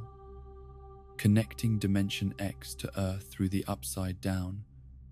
represents the logical culmination of the supernatural crisis that began with Eleven's first contact with the Demogorgon in the sensory deprivation tank at Hawkins National Laboratory. That initial breach created a temporary connection between dimensions, but a permanent tunnel would establish infrastructure for interdimensional invasion that could transport entire armies of creatures directly from their alien homeworld to strategic points within human civilization. Hawkins National Laboratory's position at the geometric center of this construction project reflects both its historical significance as the site of the original Mother Gate and its practical advantages as a terminus for interdimensional transportation networks that require stable anchor points in both origin and destination dimensions. The facility's underground complexes, originally designed to contain supernatural phenomena, could be repurposed as processing stations for wormhole networks that extend across multiple realities. The remote location and existing security infrastructure that characterize the laboratory site make it ideal for staging operations that require absolute secrecy and maximum operational security, while providing the kind of controlled environment that interdimensional construction projects would need to proceed without interference from civilian populations or conventional military forces that lack the specialized knowledge and equipment necessary for working safely in environments where normal physical laws may not apply. Consistently, the Mother Gate that Eleven accidentally created during her psychic contact with the Demogorgon established the initial connection between dimensions, but this portal was relatively small and unstable, requiring constant maintenance and eventually closing when the Mind Flayer's influence was temporarily severed through coordinated resistance efforts. A permanent wormhole would solve these stability problems while providing capacity for large-scale transportation that temporary rifts could never accommodate safely or reliably. The Mind Flayer's ancient intelligence would recognize the strategic advantages of establishing permanent infrastructure rather than relying on temporary breaches that could be sealed or disrupted by human interference before major operations could be completed successfully. Tunnel systems connecting multiple dimensions would provide redundancy and flexibility that temporary portals could never offer, allowing the entity to maintain contact with various projects, even if individual connection points were compromised or destroyed by resistance activities. The construction timeline for such a project would necessarily span years or decades, requiring careful preparation of specialized materials, precise calculation of dimensional coordinates that account for the movement of celestial bodies and the shifting relationships between different layers of reality, and gradual modification of local spacetime geometry to accommodate the massive energies involved in creating permanent portals between dimensions that were never intended to interact directly.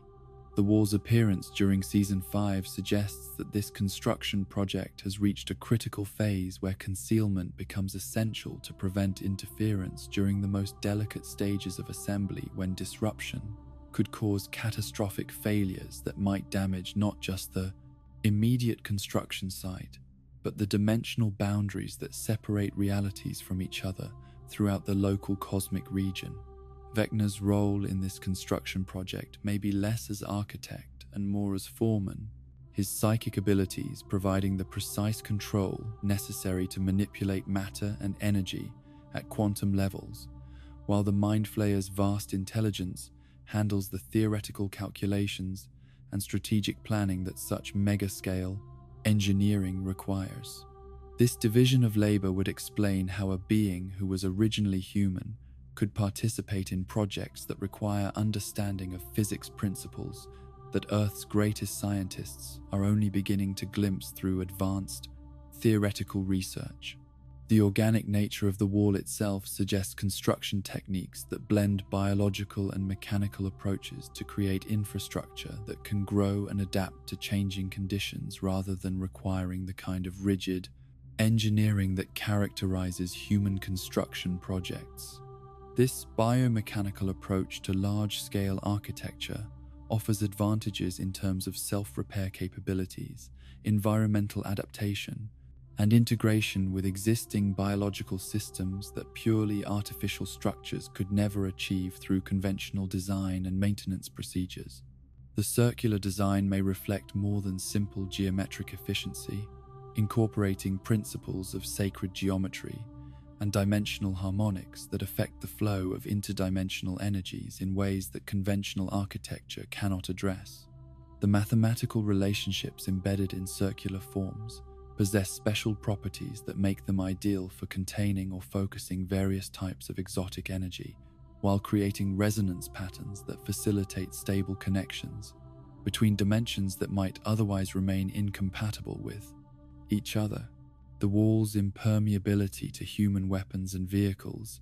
may result from its connection to dimensional forces that operate according to different physical laws than those governing normal matter in our reality. Materials that exist simultaneously in multiple dimensions could exhibit properties that seem impossible from single-dimensional perspectives,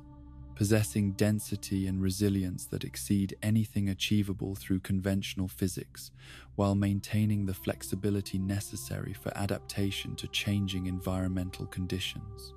The pulsing rhythms observable in the wall's surface might synchronize with dimensional cycles or energy flows that occur on timescales far longer than human biological processes. These slow oscillations, representing either the circulation of exotic matter through internal distribution systems, or perhaps the resonance patterns necessary to maintain stable connections across dimensional boundaries that naturally resist integration with foreign realities. The government's apparent cooperation with or acceptance of the wall's existence raises disturbing questions about the extent to which human authorities have been compromised by supernatural influence or have chosen to collaborate with alien agendas that prioritize interdimensional politics over human welfare and survival. The ease with which military personnel operate within the wall's perimeter suggests either extensive negotiation with inhuman intelligences or complete subordination to cosmic forces that view human civilization as a minor obstacle to larger objectives. The Mind Flayer's existence predates not just human civilization, but possibly the formation of Earth itself,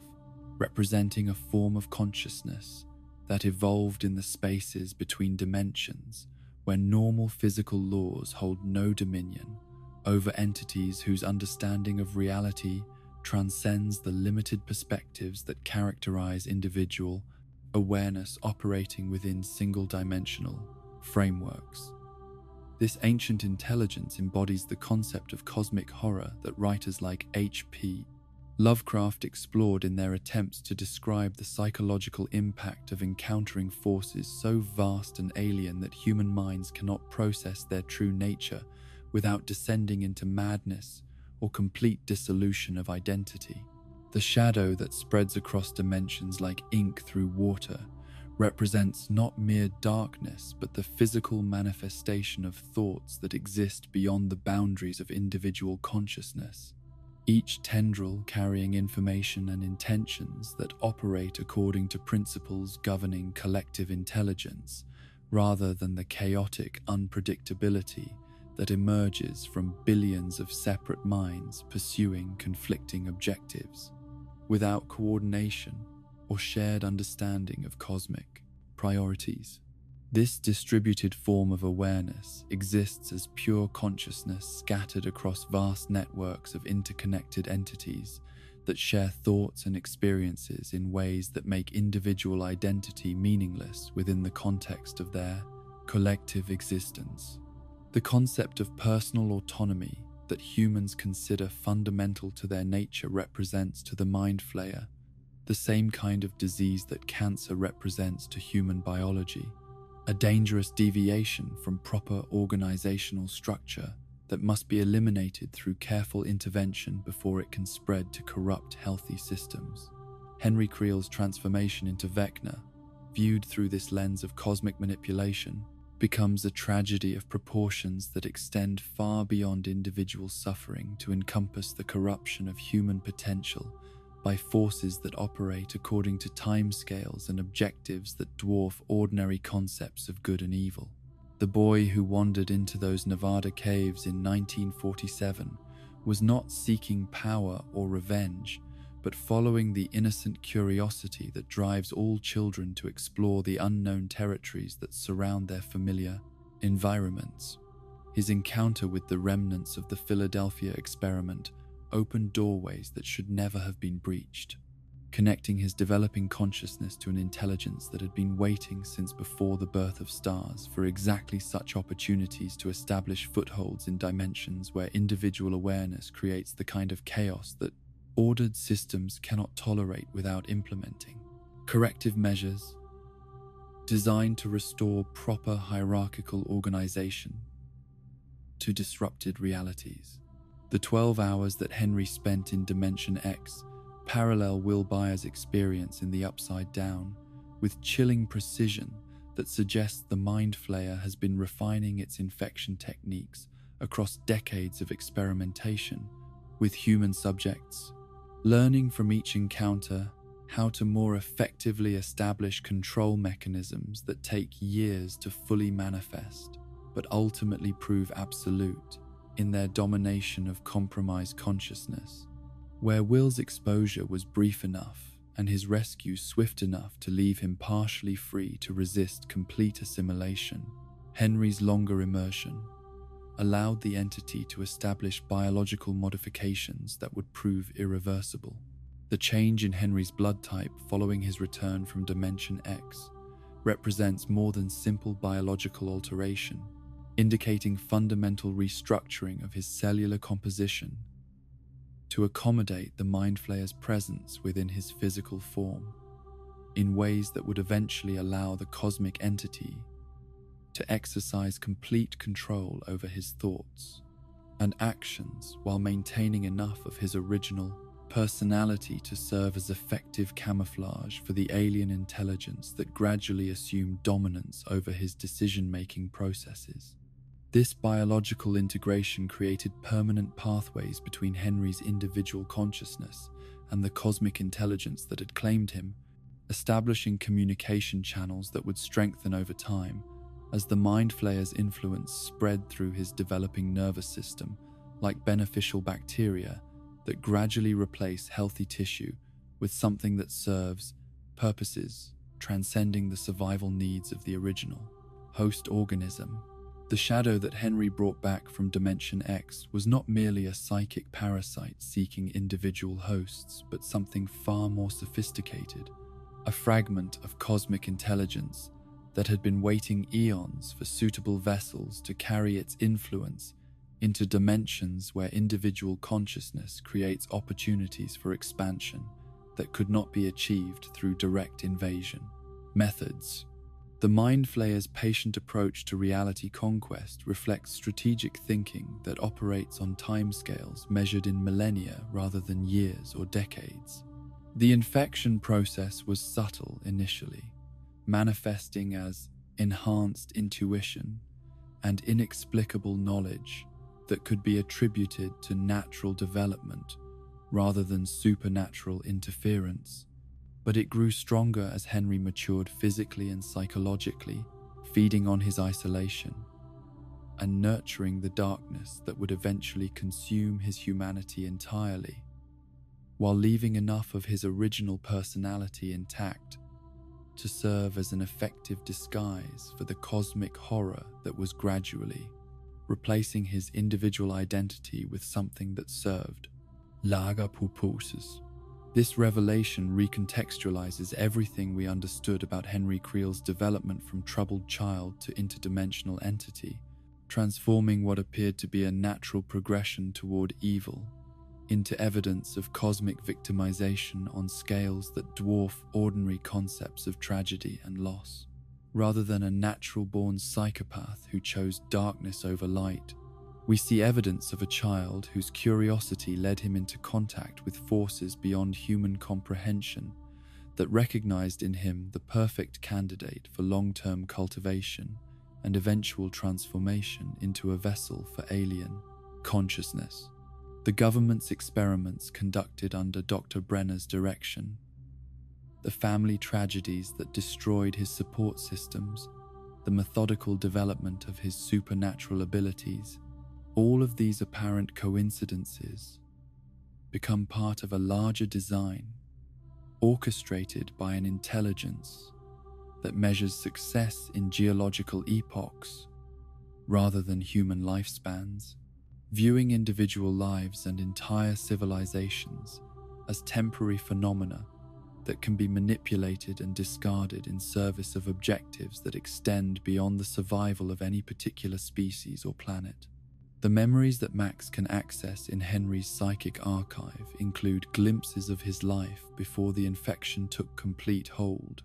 moments of genuine humanity that survived, even as the Mind Flayer's influence grew stronger through his adolescent years. These preserved recollections reveal connections spanning decades that weave together the lives of people who would later become central to Hawkins' supernatural crisis,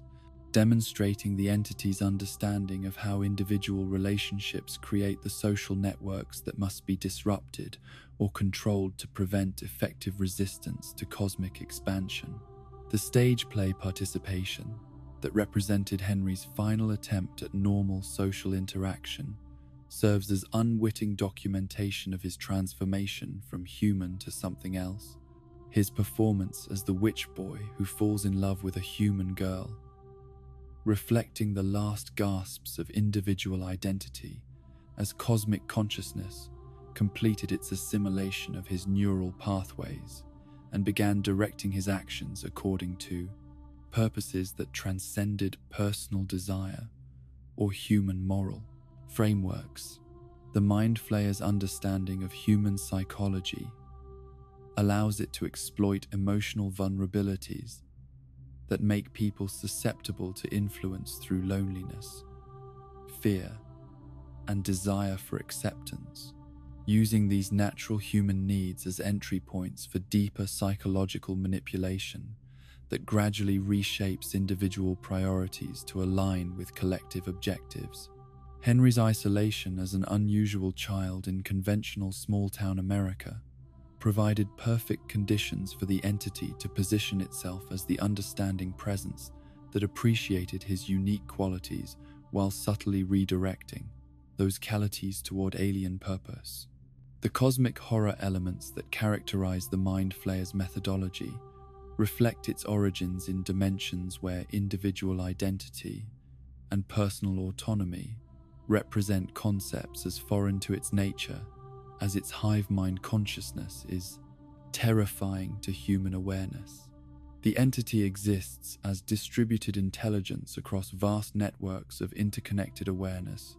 making human concepts of selfhood as incomprehensible to it as its collective nature is disturbing to creatures whose survival depends on maintaining individual identity against forces that seek to absorb them into larger systems. This fundamental incompatibility between human and Mind Flayer consciousness explains why peaceful coexistence between the species represents an impossibility rather than simply a difficult diplomatic challenge. Their basic concepts of existence are mutually exclusive, with human emphasis on individual identity, creating chaos that ordered cosmic systems cannot tolerate, while the Mind Flayer's collective consciousness threatens to eliminate the personal autonomy that humans consider essential to meaningful existence. The particle physics underlying the Mind Flayer's ability to spread influence across dimensional boundaries operates according to principles that Earth scientists are only beginning to glimpse through quantum mechanics and theoretical research into the nature of information transfer across space and time. The particles that carry the entity's consciousness behave like quantum information systems that can exist in multiple states simultaneously while maintaining coherent patterns across dimensional barriers that would normally prevent such communication. This quantum nature explains why the Mind Flayer's influence can spread through blood, air, and even psychic contact without requiring continuous physical connection to maintain control over infected subjects. The particles adapt to local physical conditions while preserving the essential information patterns that allow cosmic consciousness to maintain coordination across vast networks of individual hosts operating in different dimensional environments.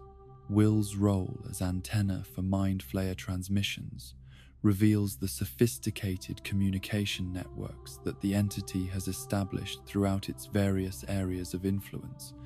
his restructured brain serving as biological receiver for signals that exist in frequency ranges beyond normal human perception. This modification makes him a living interface between dimensions while simultaneously creating potential security vulnerabilities if the Mind Flayer chooses to use these channels for aggressive forms of influence rather than simple information gathering. The true scope of the Mind Flayer's plan extends far beyond conquest of Earth or merger of dimensions that Vecna appears to be orchestrating on the entity's behalf. The cosmic intelligence's ultimate objective involves transformation of reality itself into a state where individual consciousness becomes impossible, where all awareness serves the collective intelligence that has been expanding its influence across countless worlds and dimensions since before the formation of galaxies created the physical structures that would eventually support the development of individual life forms. Earth represents not a prize to be won, but a single component in a vast network of controlled realities that the Mind Flayer is constructing across the entire observable universe and beyond, into dimensions that exist outside normal space-time relationships. The planet serves as one processing facility among thousands or millions of similar installations where the entity conducts experiments in consciousness, manipulation, and reality modification that will eventually be applied on scales encompassing entire galactic clusters. The biological horror of the Mind Flayer's reproduction and expansion methods involves not just infection of individual hosts, but gradual replacement of entire ecosystems with versions that serve its collective consciousness while maintaining enough similarity to original forms to avoid triggering immediate recognition of the substitution by uninfected observers. The creatures of the Upside Down represent not separate species, but specialized components in a vast organism that spans dimensions, each fulfilling specific functions in the entity's cosmic metabolism. Demogorgons serve as antibodies that eliminate threats to the system's stability and expansion, while Demodogs function as construction workers that reshape environmental conditions to better accommodate the Mind Flayer's operational requirements. The apparent diversity of supernatural creatures conceals their true nature as organs within a single distributed organism whose consciousness extends across multiple dimensions simultaneously while maintaining coordination through communication networks that operate faster than light. The temporal aspects of the Mind Flayer's influence explain why the Upside Down remains frozen on November 6, 1983. The entity, possessing abilities to manipulate time within its controlled territories that allow it to create temporal bubbles where specific moments can be preserved indefinitely for study or strategic purposes. This chronological control makes conventional military planning nearly impossible, since the enemy can potentially undo unfavorable outcomes by resetting local timeline conditions to earlier states that better serve its objectives. The revelation that Henry Creel was victim rather than willing collaborator in the Mind Flayer's schemes opens possibilities for redemption that complicate the moral landscape of any final confrontation with the forces of cosmic horror. If fragments of his original personality survive within the nightmare that Vecna has become, then destroying the entity might constitute murder of innocent victims, rather than elimination of willing agents of evil, adding ethical complexity to strategies that might otherwise seem straightforward. This possibility requires careful consideration of whether salvation remains achievable for those who have been absorbed into cosmic consciousness, or whether their transformation has progressed beyond any possibility of restoration to individual identity. The question of redemption versus elimination becomes crucial when developing approaches to the final battle that must balance practical necessity with moral responsibility toward victims who never chose their fate. The Mind Flayer's vulnerability, if such weakness exists, likely lies in its inability to understand human concepts of love and individual sacrifice that have repeatedly disrupted its carefully calculated plans through actions that defy logical analysis from the perspective of collective consciousness. The entity's distributed intelligence makes it incapable of comprehending why individuals would choose to act against their apparent self-interest for the benefit of others, creating blind spots in strategic planning that determined opponents can exploit. The power of genuine human connection represents a form of organized chaos that the Mind Flayer's ordered intelligence cannot predict or replicate through artificial means, making authentic relationships the most effective weapons against cosmic horror that operates through logic and calculation rather than emotion and intuition. Love creates possibilities for coordinated action that transcends individual capabilities while remaining fundamentally unpredictable from perspectives that prioritize efficiency over meaning.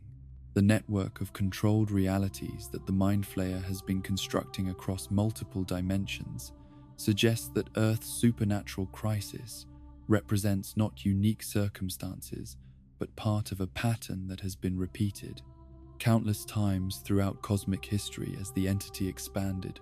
Its influence across civilizations that lacked the knowledge or preparation necessary to mount effective resistance against methodical assimilation into collective consciousness. Humanity's awareness of the threat and understanding of the enemy's nature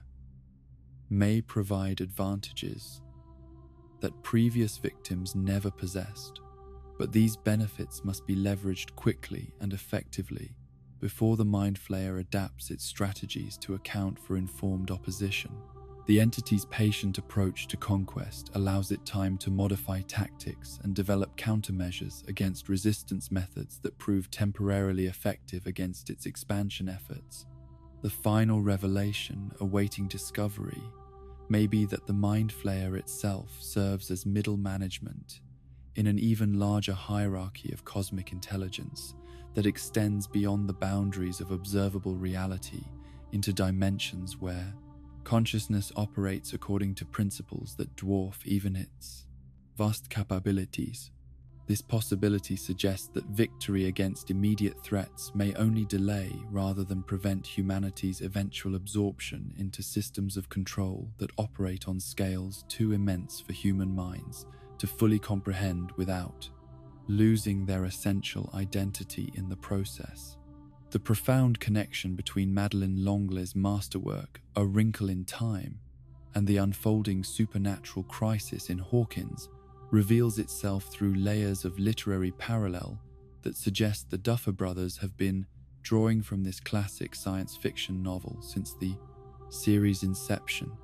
using its blueprint for cosmic battle as a template for understanding how love can triumph over forces that seem invincible when confronted through conventional means or individual heroism alone. Holly Wheeler's reference to the story during her imprisonment in Vecna's memory palace represents not casual literary citation, but recognition of a roadmap for victory that has been hiding in plain sight throughout the entire Stranger Things narrative, waiting for someone with sufficient innocence and clarity of vision to recognize the patterns that connect fictional solutions to real supernatural challenges that threaten to overwhelm humanity through sheer scope and alien intelligence. The planet Camazotz that L'Engle created as the setting for her cosmic battle between good and evil bears striking similarities to the Upside Down and its relationship to our reality, both representing worlds where individual consciousness has been subsumed into collective systems that prioritize order and efficiency over the chaotic unpredictability that emerges from billions of separate minds pursuing independent objectives without coordination from higher authorities. On Camazotz, A disembodied brain called IT maintains absolute control over the population through psychic manipulation that reduces individual consciousness to mere extensions of its own will, creating a society where every person moves in perfect synchronization because their thoughts and actions serve purposes determined by intelligence that views diversity and free will as diseases requiring elimination through totalitarian, the harmony that leaves no room for personal choice or creative expression. Vecna's vision for humanity mirrors IT's achievement on Camazotz with disturbing precision that suggests both cosmic entities operate according to similar principles governing the relationship between individual identity and collective consciousness. The hive mind that Vecna seeks to establish would reduce human awareness to a unified state where personal thoughts and desires become impossible, where every mind serves the greater purpose, defined by controlling intelligence that measures success in terms of compliance, rather than creativity or individual fulfillment. The children that Vecna captures serve as test subjects for this transformation process, their young minds proving more malleable than adult consciousness, and therefore more suitable for the kind of fundamental restructuring that his ultimate plan requires. These experimental subjects provide proof of concept for modifications that could eventually be applied to entire populations once the techniques have been refined through extensive testing on volunteers who had no choice in their participation. Holly's identification with Meg Murray, the protagonist of Longla's novel, reflects her unconscious understanding of the role she must play in the coming battle against forces that threaten to eliminate everything that makes human existence meaningful rather than simply survivable. Meg's journey to rescue her father from IT's control required her to venture into hostile territory armed only with love and determination, facing an enemy whose power seemed absolute and whose victory appeared inevitable through any rational analysis of available resources. The parallel between Mr. Murray's imprisonment on Camazotz and the current situation of captured children provides a framework for understanding how liberation might be achieved, despite seemingly impossible odds and overwhelming enemy advantages. Meg's success in freeing her father demonstrated that emotional connections could serve as weapons more powerful than any technological or military resources when deployed with sufficient courage and authentic commitment to values that transcend personal safety. The glasses that Meg used to free her father from IT's control represent the kind of simple but profound tool that love provides in battles against cosmic evil. Ordinary objects becoming extraordinary when charged with the power of authentic human emotion and genuine care for others' welfare above personal comfort or security. The item itself matters less than the intention behind its use and the emotional resonance it carries between rescuer and rescued, creating bridges that transcend physical limitations.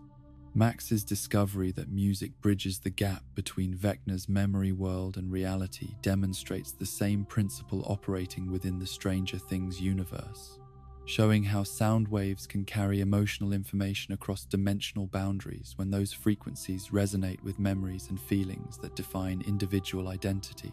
Kate Bush's Running Up That Hill serves as Max's equivalent to Meg's glasses, a focal point for recollections and emotions that prove stronger than supernatural manipulation attempts. The song's lyrics about making a deal with God to swap places with someone else create thematic resonance with Max's willingness to sacrifice herself for others' safety, establishing harmony between artistic expression and personal experience that generates power sufficient to disrupt cosmic-level control mechanisms. The cassette tape that nearly jams during her escape attempt represents the fragility of these emotional anchors and the constant threat that mechanical failure might interrupt rescue attempts when supernatural intervention is most desperately needed. The mechanism by which music creates bridges between dimensions operates on principles that combine psychology with physics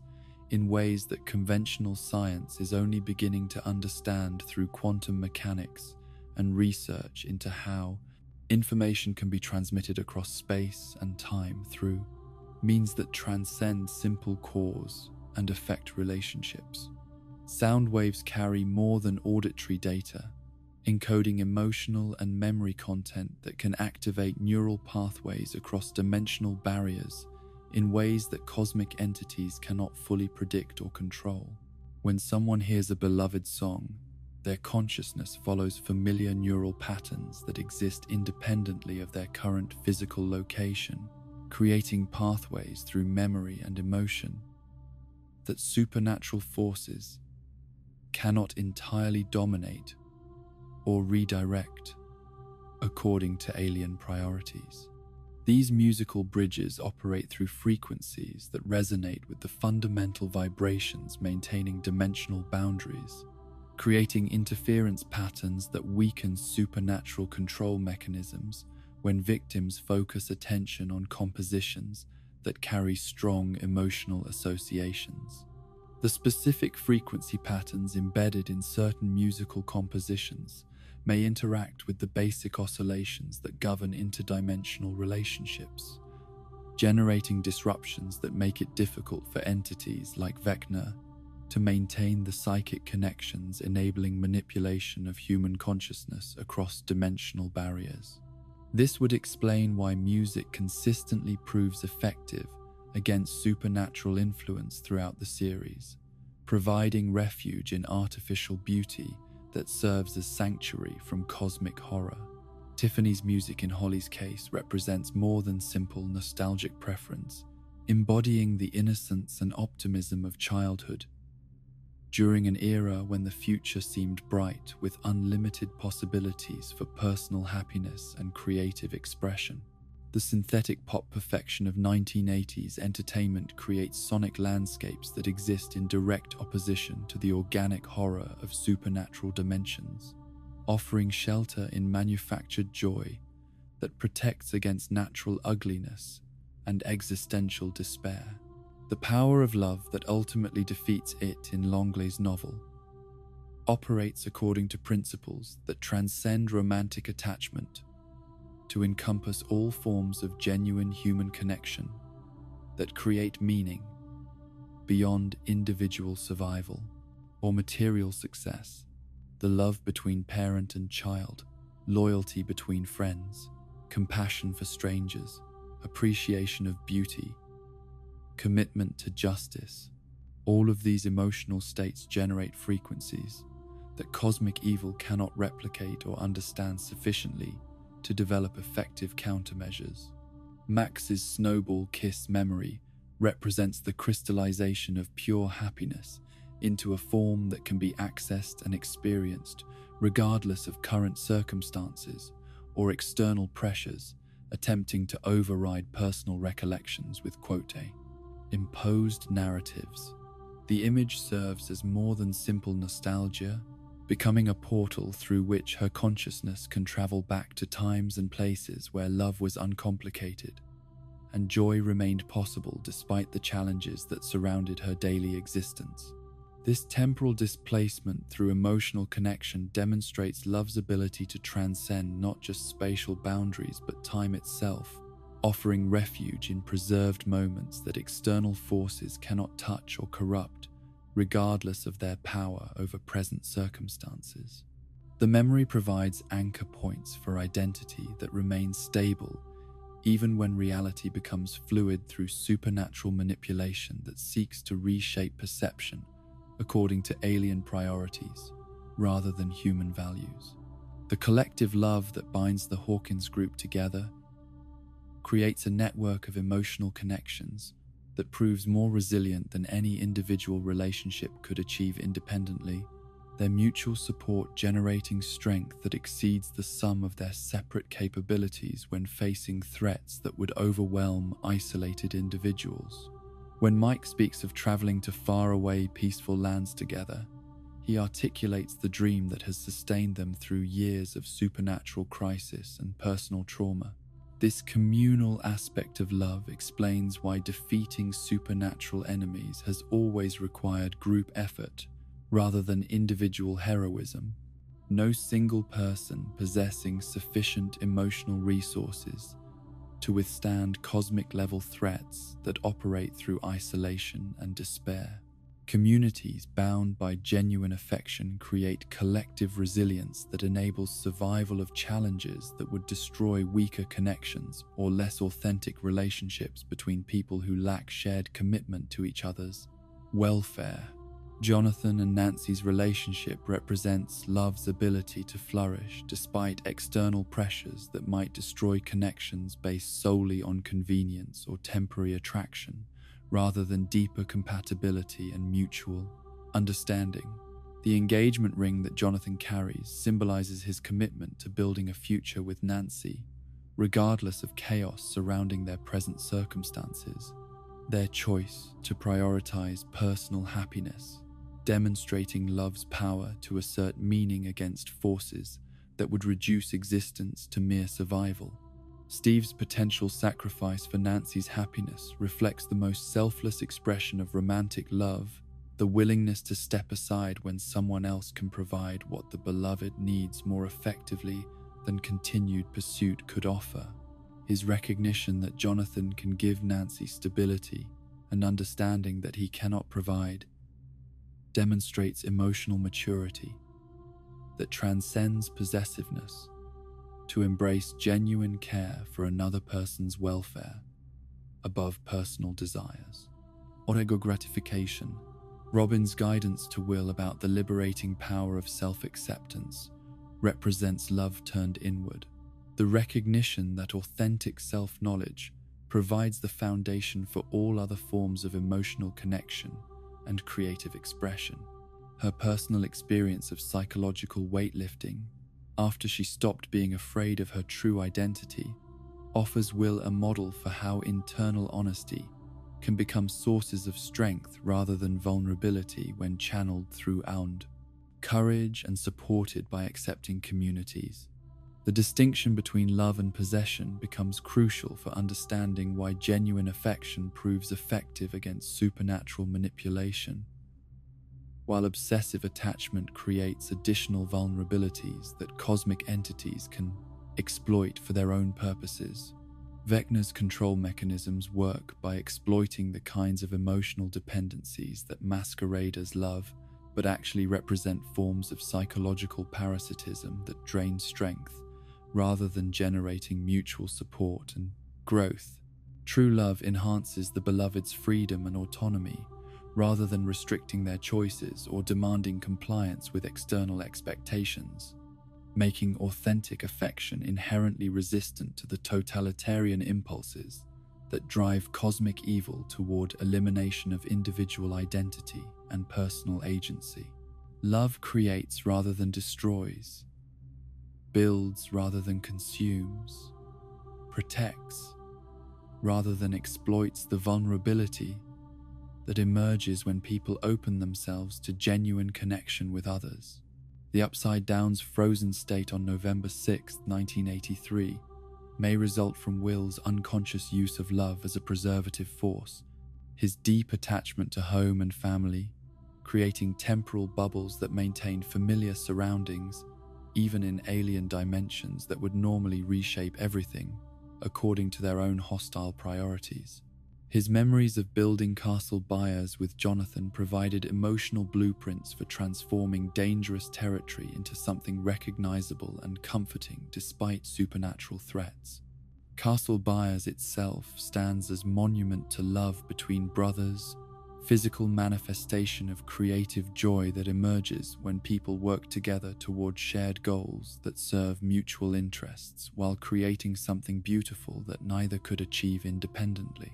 The fort's preservation in the Upside Down suggests that structures built from authentic affection possess permanence that transcends normal physical laws, becoming landmarks that can be rediscovered and inhabited even when original contexts have been destroyed or abandoned. The potential for Castle Byers to serve as sanctuary or staging ground for final battles reflects love's practical applications in supernatural warfare, spaces sanctified by genuine connection becoming difficult for evil forces to corrupt or control completely. Areas that have been blessed by authentic relationships offer refuge where strategies can be developed and strength gathered for confrontations with entities that exist primarily to destroy human bonds and community structures that provide meaning beyond individual survival. Will's romantic feelings for Mike, despite their unrequited nature, demonstrate love's power to inspire sacrifice and heroism, even when reciprocation remains impossible due to circumstances beyond anyone's control. His willingness to risk everything to protect someone who cannot return his feelings reflects the purest form of selfless affection, emotional authenticity that creates strength. Supernatural entities cannot comprehend or counter effectively because their logic cannot account for actions that serve no apparent self-interest. The mathematical precision underlying love-based solutions to cosmic problems suggests that the universe itself operates according to principles, favoring emotional connection over individual power or intellectual achievement. The numerical coincidence of 11 plus 8 plus 1 equaling 20 implies deeper patterns governing both human relationships and interdimensional conflicts, indicating that affection represents not merely psychological phenomena, but fundamental forces shaping reality at the most basic levels of existence. Mike's vision of collective journey to peaceful lands after adventures conclude represents love's ultimate promise, the possibility of happiness that survives and transcends struggles that initially brought people together through shared adversity. This dream of mutual retirement to places where bonds can flourish without external threats provides motivation, sustaining them through trials that would break individuals lacking such connections or communities that prioritize individual advancement over collective welfare and mutual support through difficult circumstances. The radio tower that looms above Hawkins like a steel sentinel against the darkening sky has become the focal point of theories surrounding Steve Harrington's potential sacrifice, its metallic framework serving as both literal infrastructure for broadcasting protective frequencies and symbolic gallows for a character whose journey from privileged antagonist to beloved protector may be approaching its tragic conclusion through an act of supreme heroism that would cement his transformation from selfish teenager to selfless guardian of everything he has learned to value above his own survival. The extensive focus that the narrative has placed on the tower's climbing sequences throughout previous seasons suggests that this vertical challenge represents more than simple physical obstacle or convenient plot device, instead embodying the final test of character that will determine whether Steve's evolution from someone who sought glory and recognition to someone who accepts that true heroism often occurs without witnesses or acclaim finds its ultimate expression in actions that transcend personal welfare to serve larger purposes. The foreshadowing embedded in Jonathan's t-shirt, emblazoned with the word "The Fall," operates with the kind of literary precision that transforms casual wardrobe choices into prophetic statements about the fate awaiting those brave enough to climb towards salvation at the cost of their own lives. This sartorial prophecy suggests that someone's descent from great heights will play a crucial role in the series' resolution, with Steve's established connection to the radio tower making him the most likely candidate for such dramatically vertical demise. The strategic importance of the radio tower in combating Vecna's influence stems from music's proven ability to disrupt the entity's psychic control mechanisms, making the broadcast capabilities of functioning radio stations potentially decisive in large-scale confrontations with supernatural forces that rely on mental manipulation to achieve their objectives. The tower's capacity to transmit protective frequencies across vast distances could theoretically create sonic shields, preventing Vecna from establishing widespread psychological control that his invasion plans require for success. Steve's willingness to undertake dangerous climbs necessary to restore or maintain the tower's broadcasting functionality reflects his complete evolution from someone who avoided risk to protect his reputation to someone who seeks opportunities to shield others, regardless of personal cost or public recognition. His journey up the tower's treacherous framework,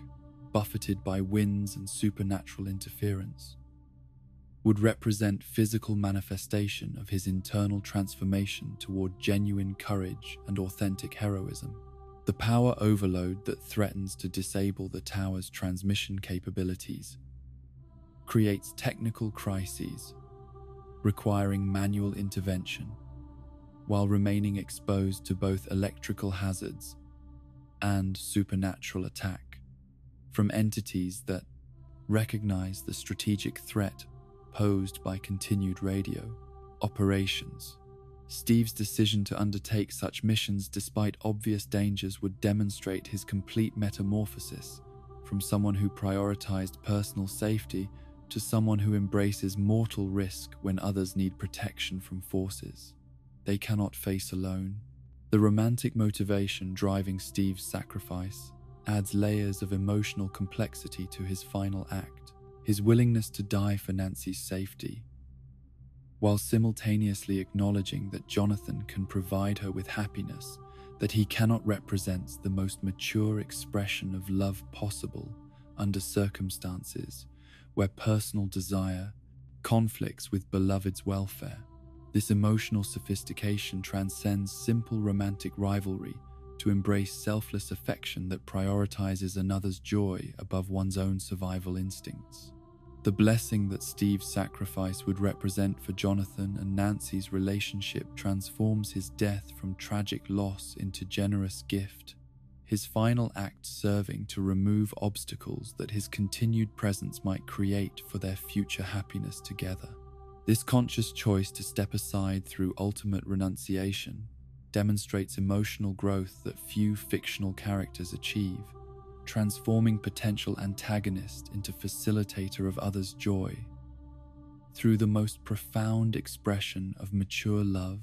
available to someone facing impossible circumstances. Hopper's parallel journey toward potential sacrifice carries different emotional weight due to his history of devastating loss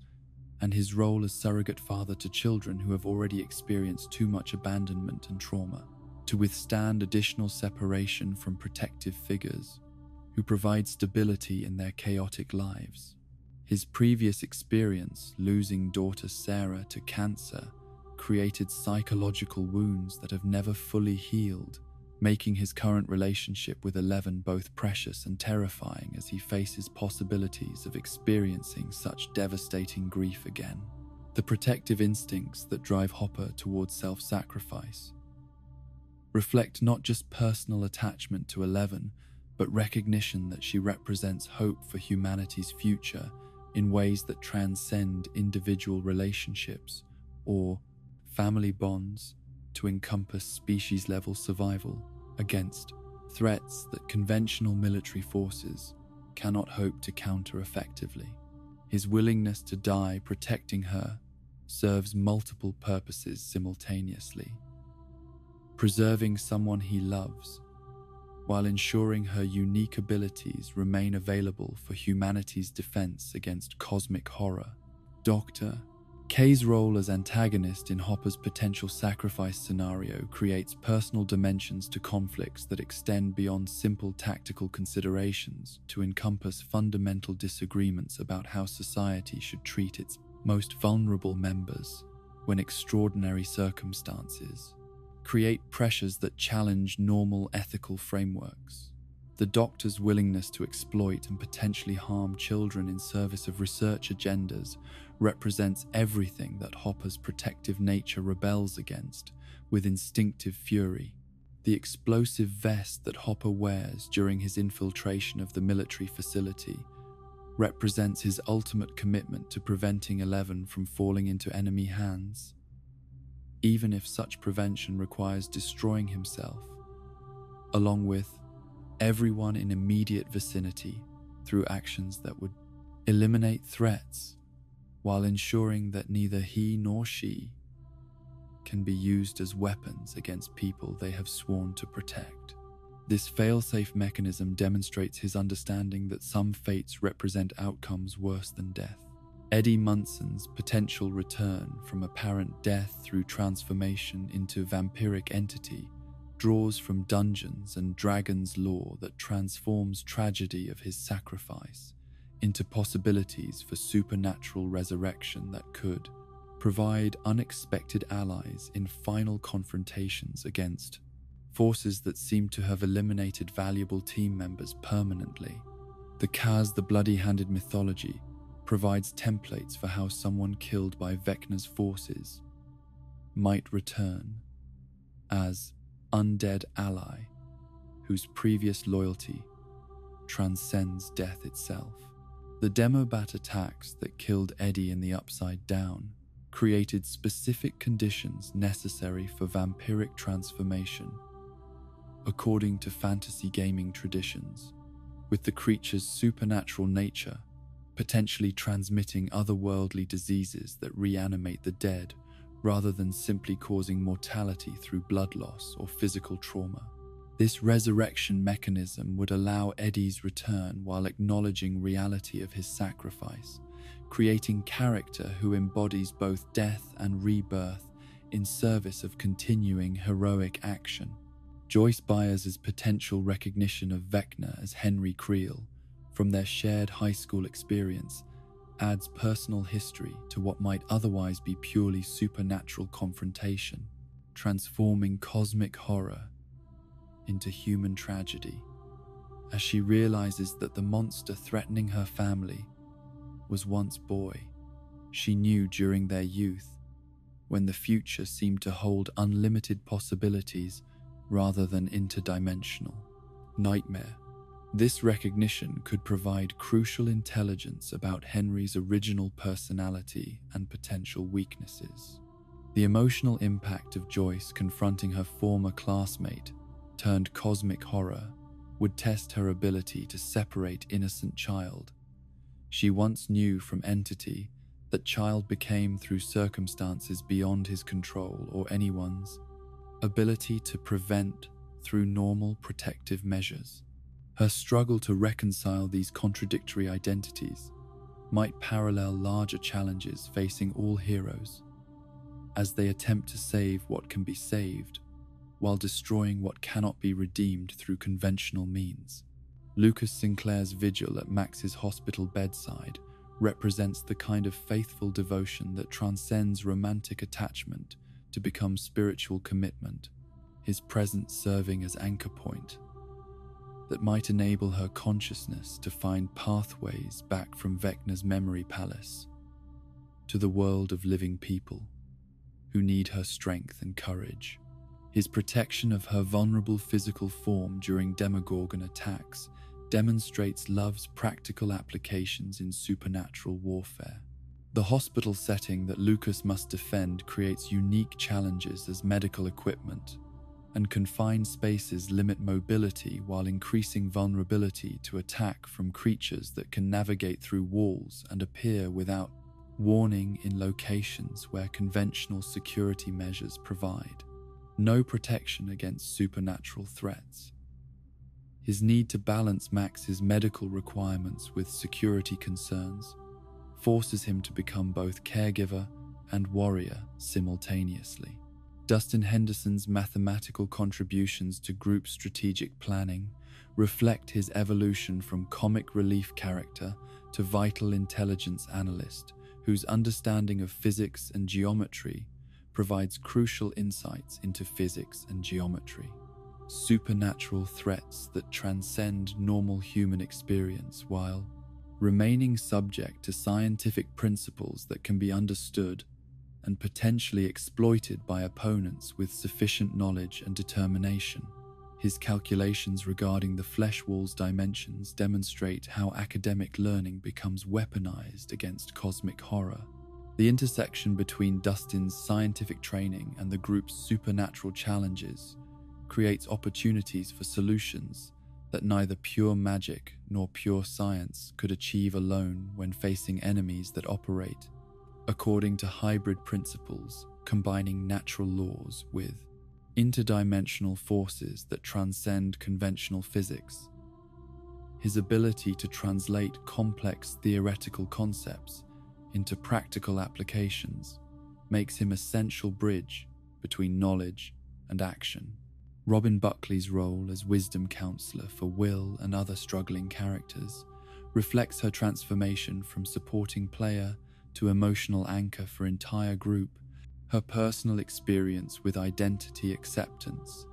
providing guidance that helps others navigate their own journeys towards self-understanding, while maintaining connections to communities that support rather than judge their authentic natures. Her conversations offer psychological tools as important as supernatural abilities. The guidance that Robin provides operates on multiple levels simultaneously, addressing both immediate tactical concerns and long-term psychological health in ways that demonstrate her intuitive understanding of how personal growth and heroic action reinforce each other when individuals find courage to embrace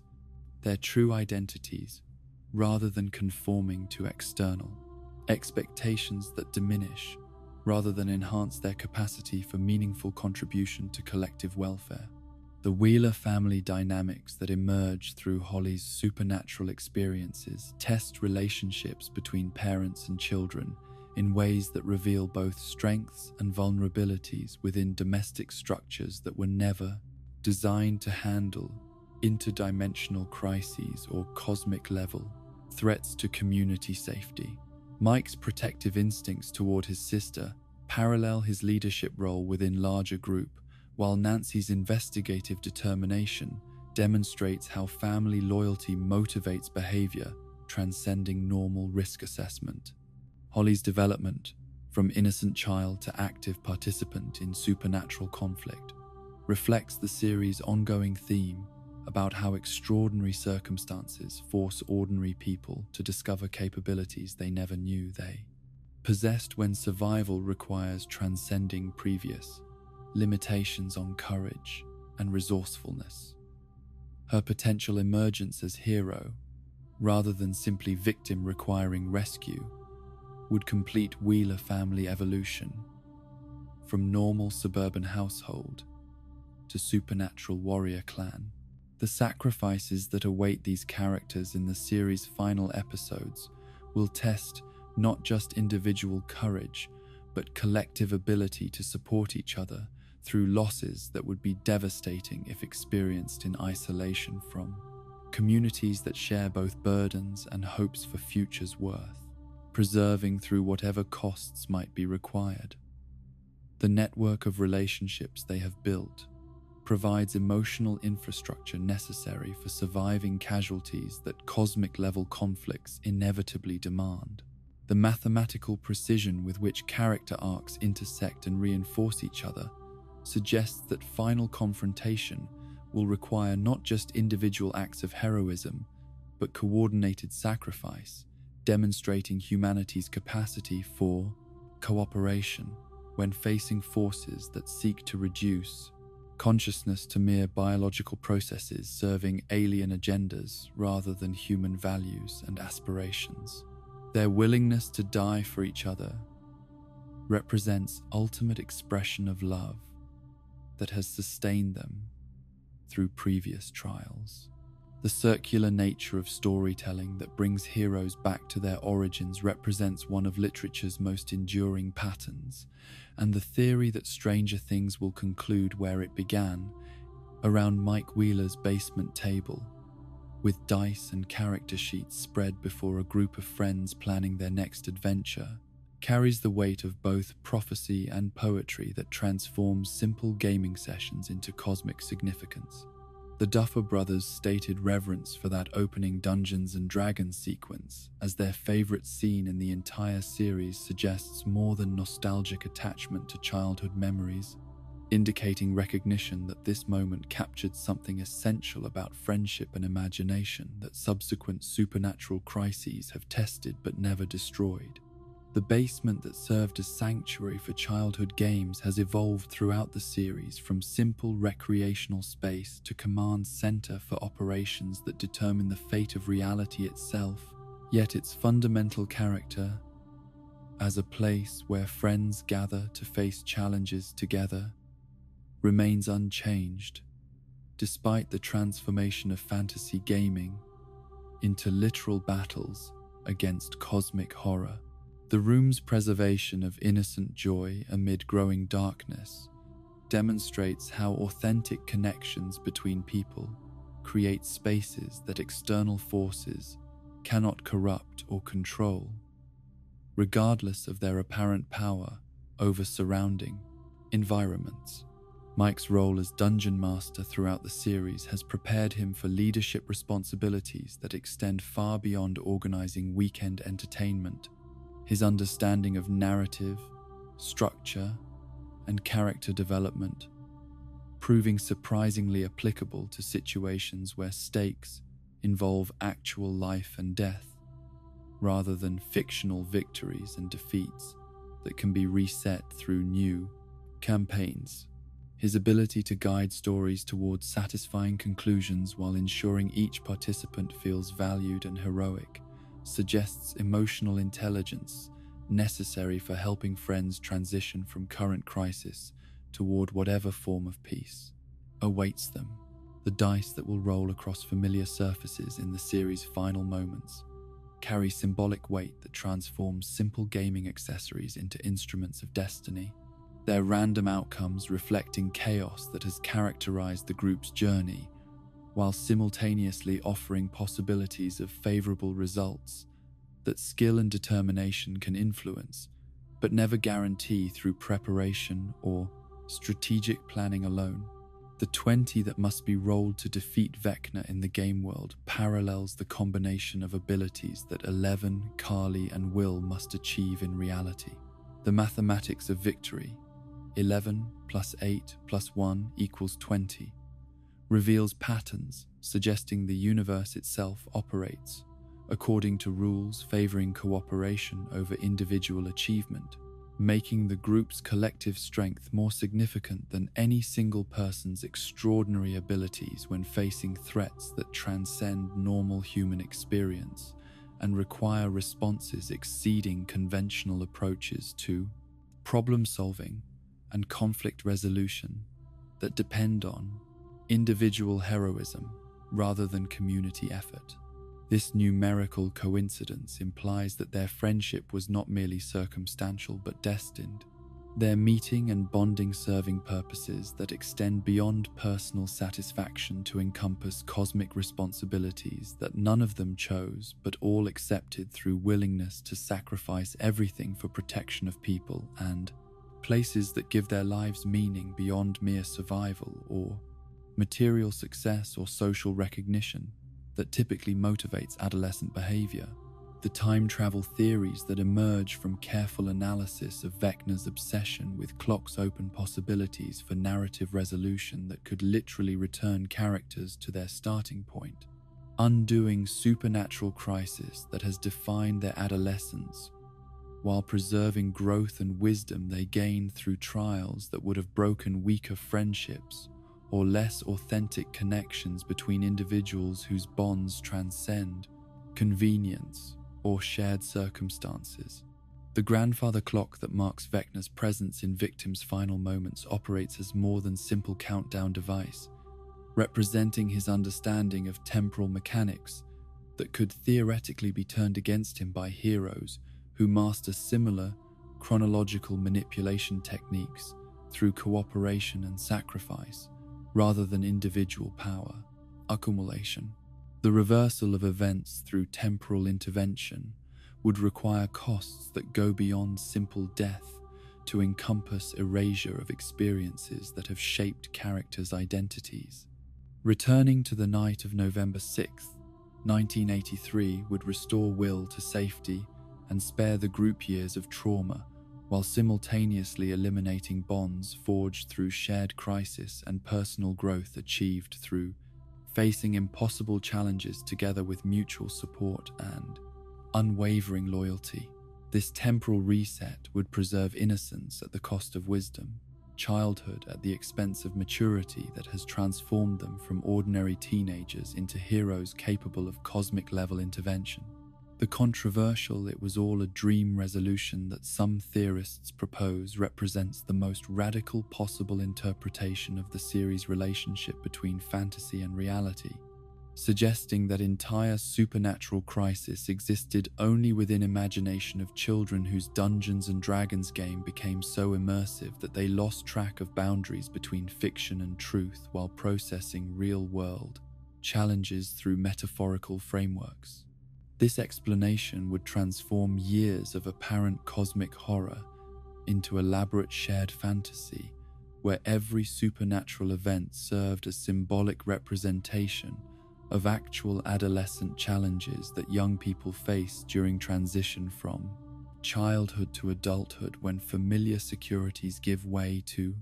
adult responsibilities and moral complexities. Vecna becomes embodiment of fears about growing up and losing innocence, while the Upside Down represents dark version of reality that teenagers often perceive when overwhelming pressures threaten their sense of safety.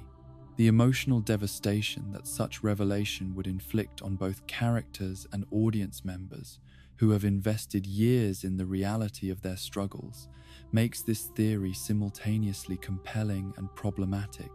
offering narrative symmetry at the cost of negating significance of everything that has apparently occurred throughout the series. The dream interpretation reduces genuine heroism to childhood fantasy while potentially invalidating very real emotional growth that characters have experienced. Mike's vision of traveling to peaceful lands together after their adventures conclude offers alternative to both temporal reversal and dream revelation, suggesting that the group's bonds will survive conclusion of their supernatural mission and carry them toward futures that honor both their shared experiences and individual aspirations for happiness beyond the small town that shaped their destinies through extraordinary circumstances that none of them sought or initially wanted. This exodus from Hawkins represents not escape from reality, but graduation from their roles as child heroes to whatever adult lives await them beyond the community that has become synonymous with interdimensional crisis and supernatural threat, rather than normal hometown where ordinary families raise their children in safety and security. The peaceful land that Mike envisions serves as metaphor for psychological state, awaiting people who have faced their darkest fears and emerged victorious through collective effort. The destination exists not on any map, but in hearts of those who have learned to value connection above safety and meaning above comfort, when circumstances require choices between personal welfare and community survival. This internal peace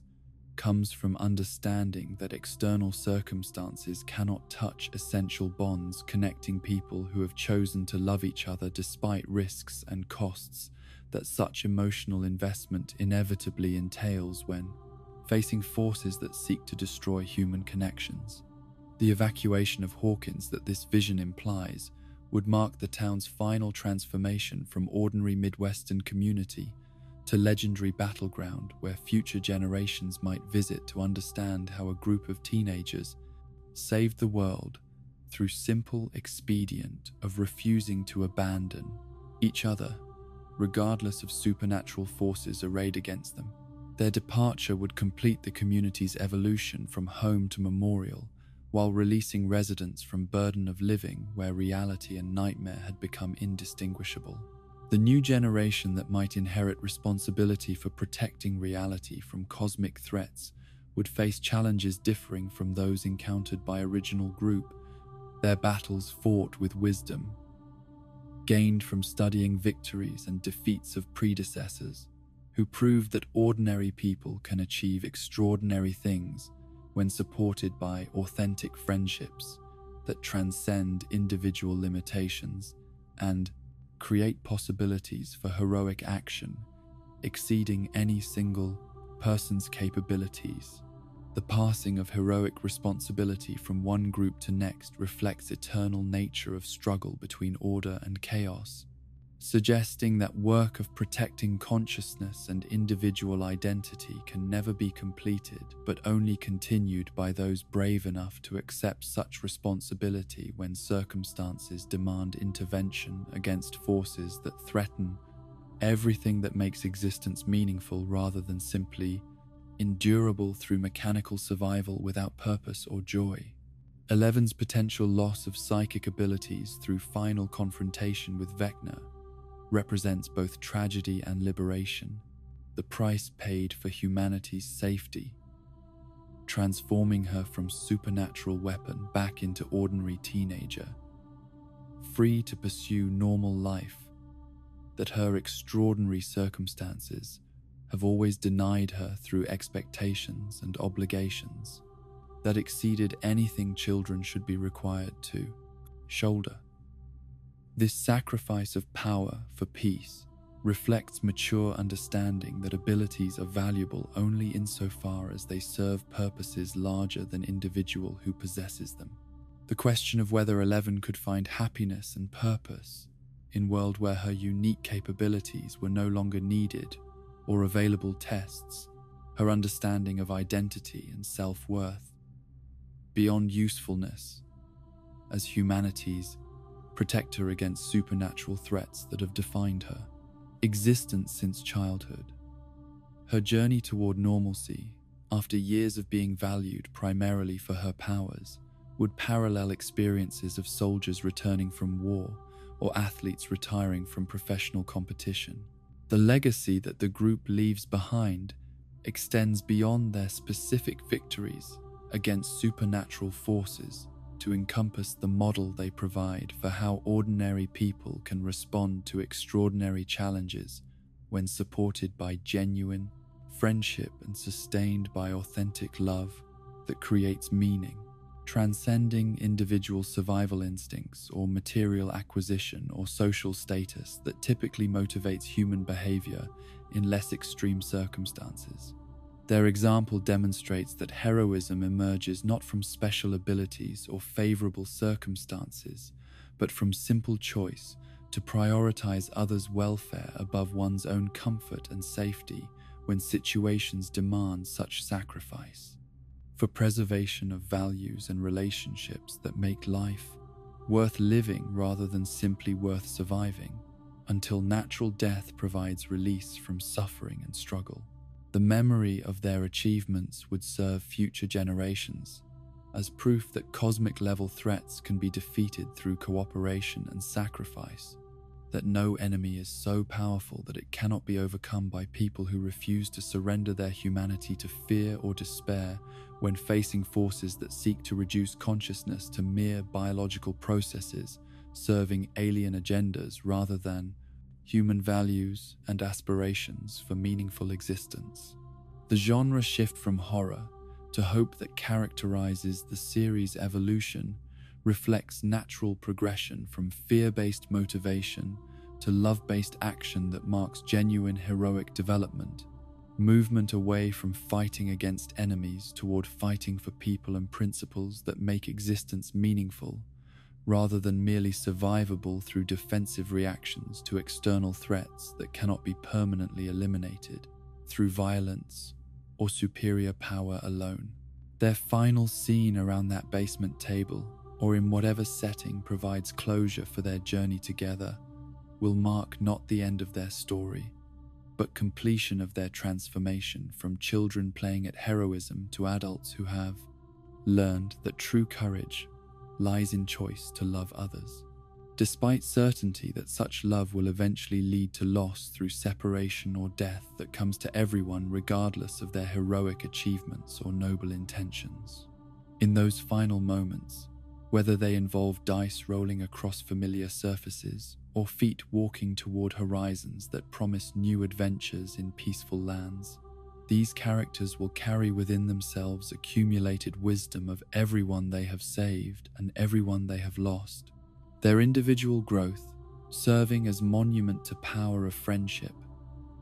to transform ordinary people into heroes that extraordinary circumstances demand, and ordinary moments of grace make possible through simple choice to care about others' welfare above personal comfort.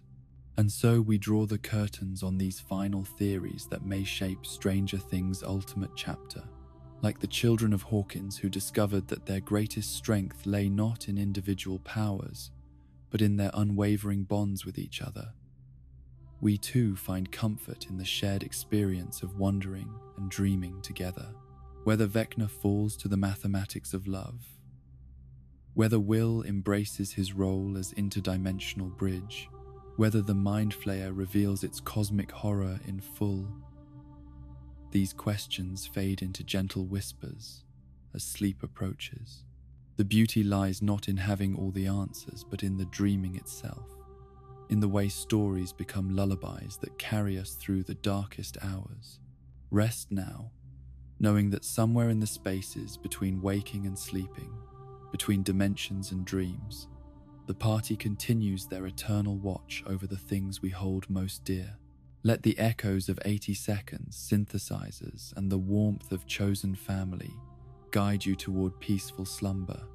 where theories transform into dreams, and love always finds a way to triumph over cosmic horror. Sweet dreams from Hawkins, where extraordinary friendship makes heroes of ordinary hearts.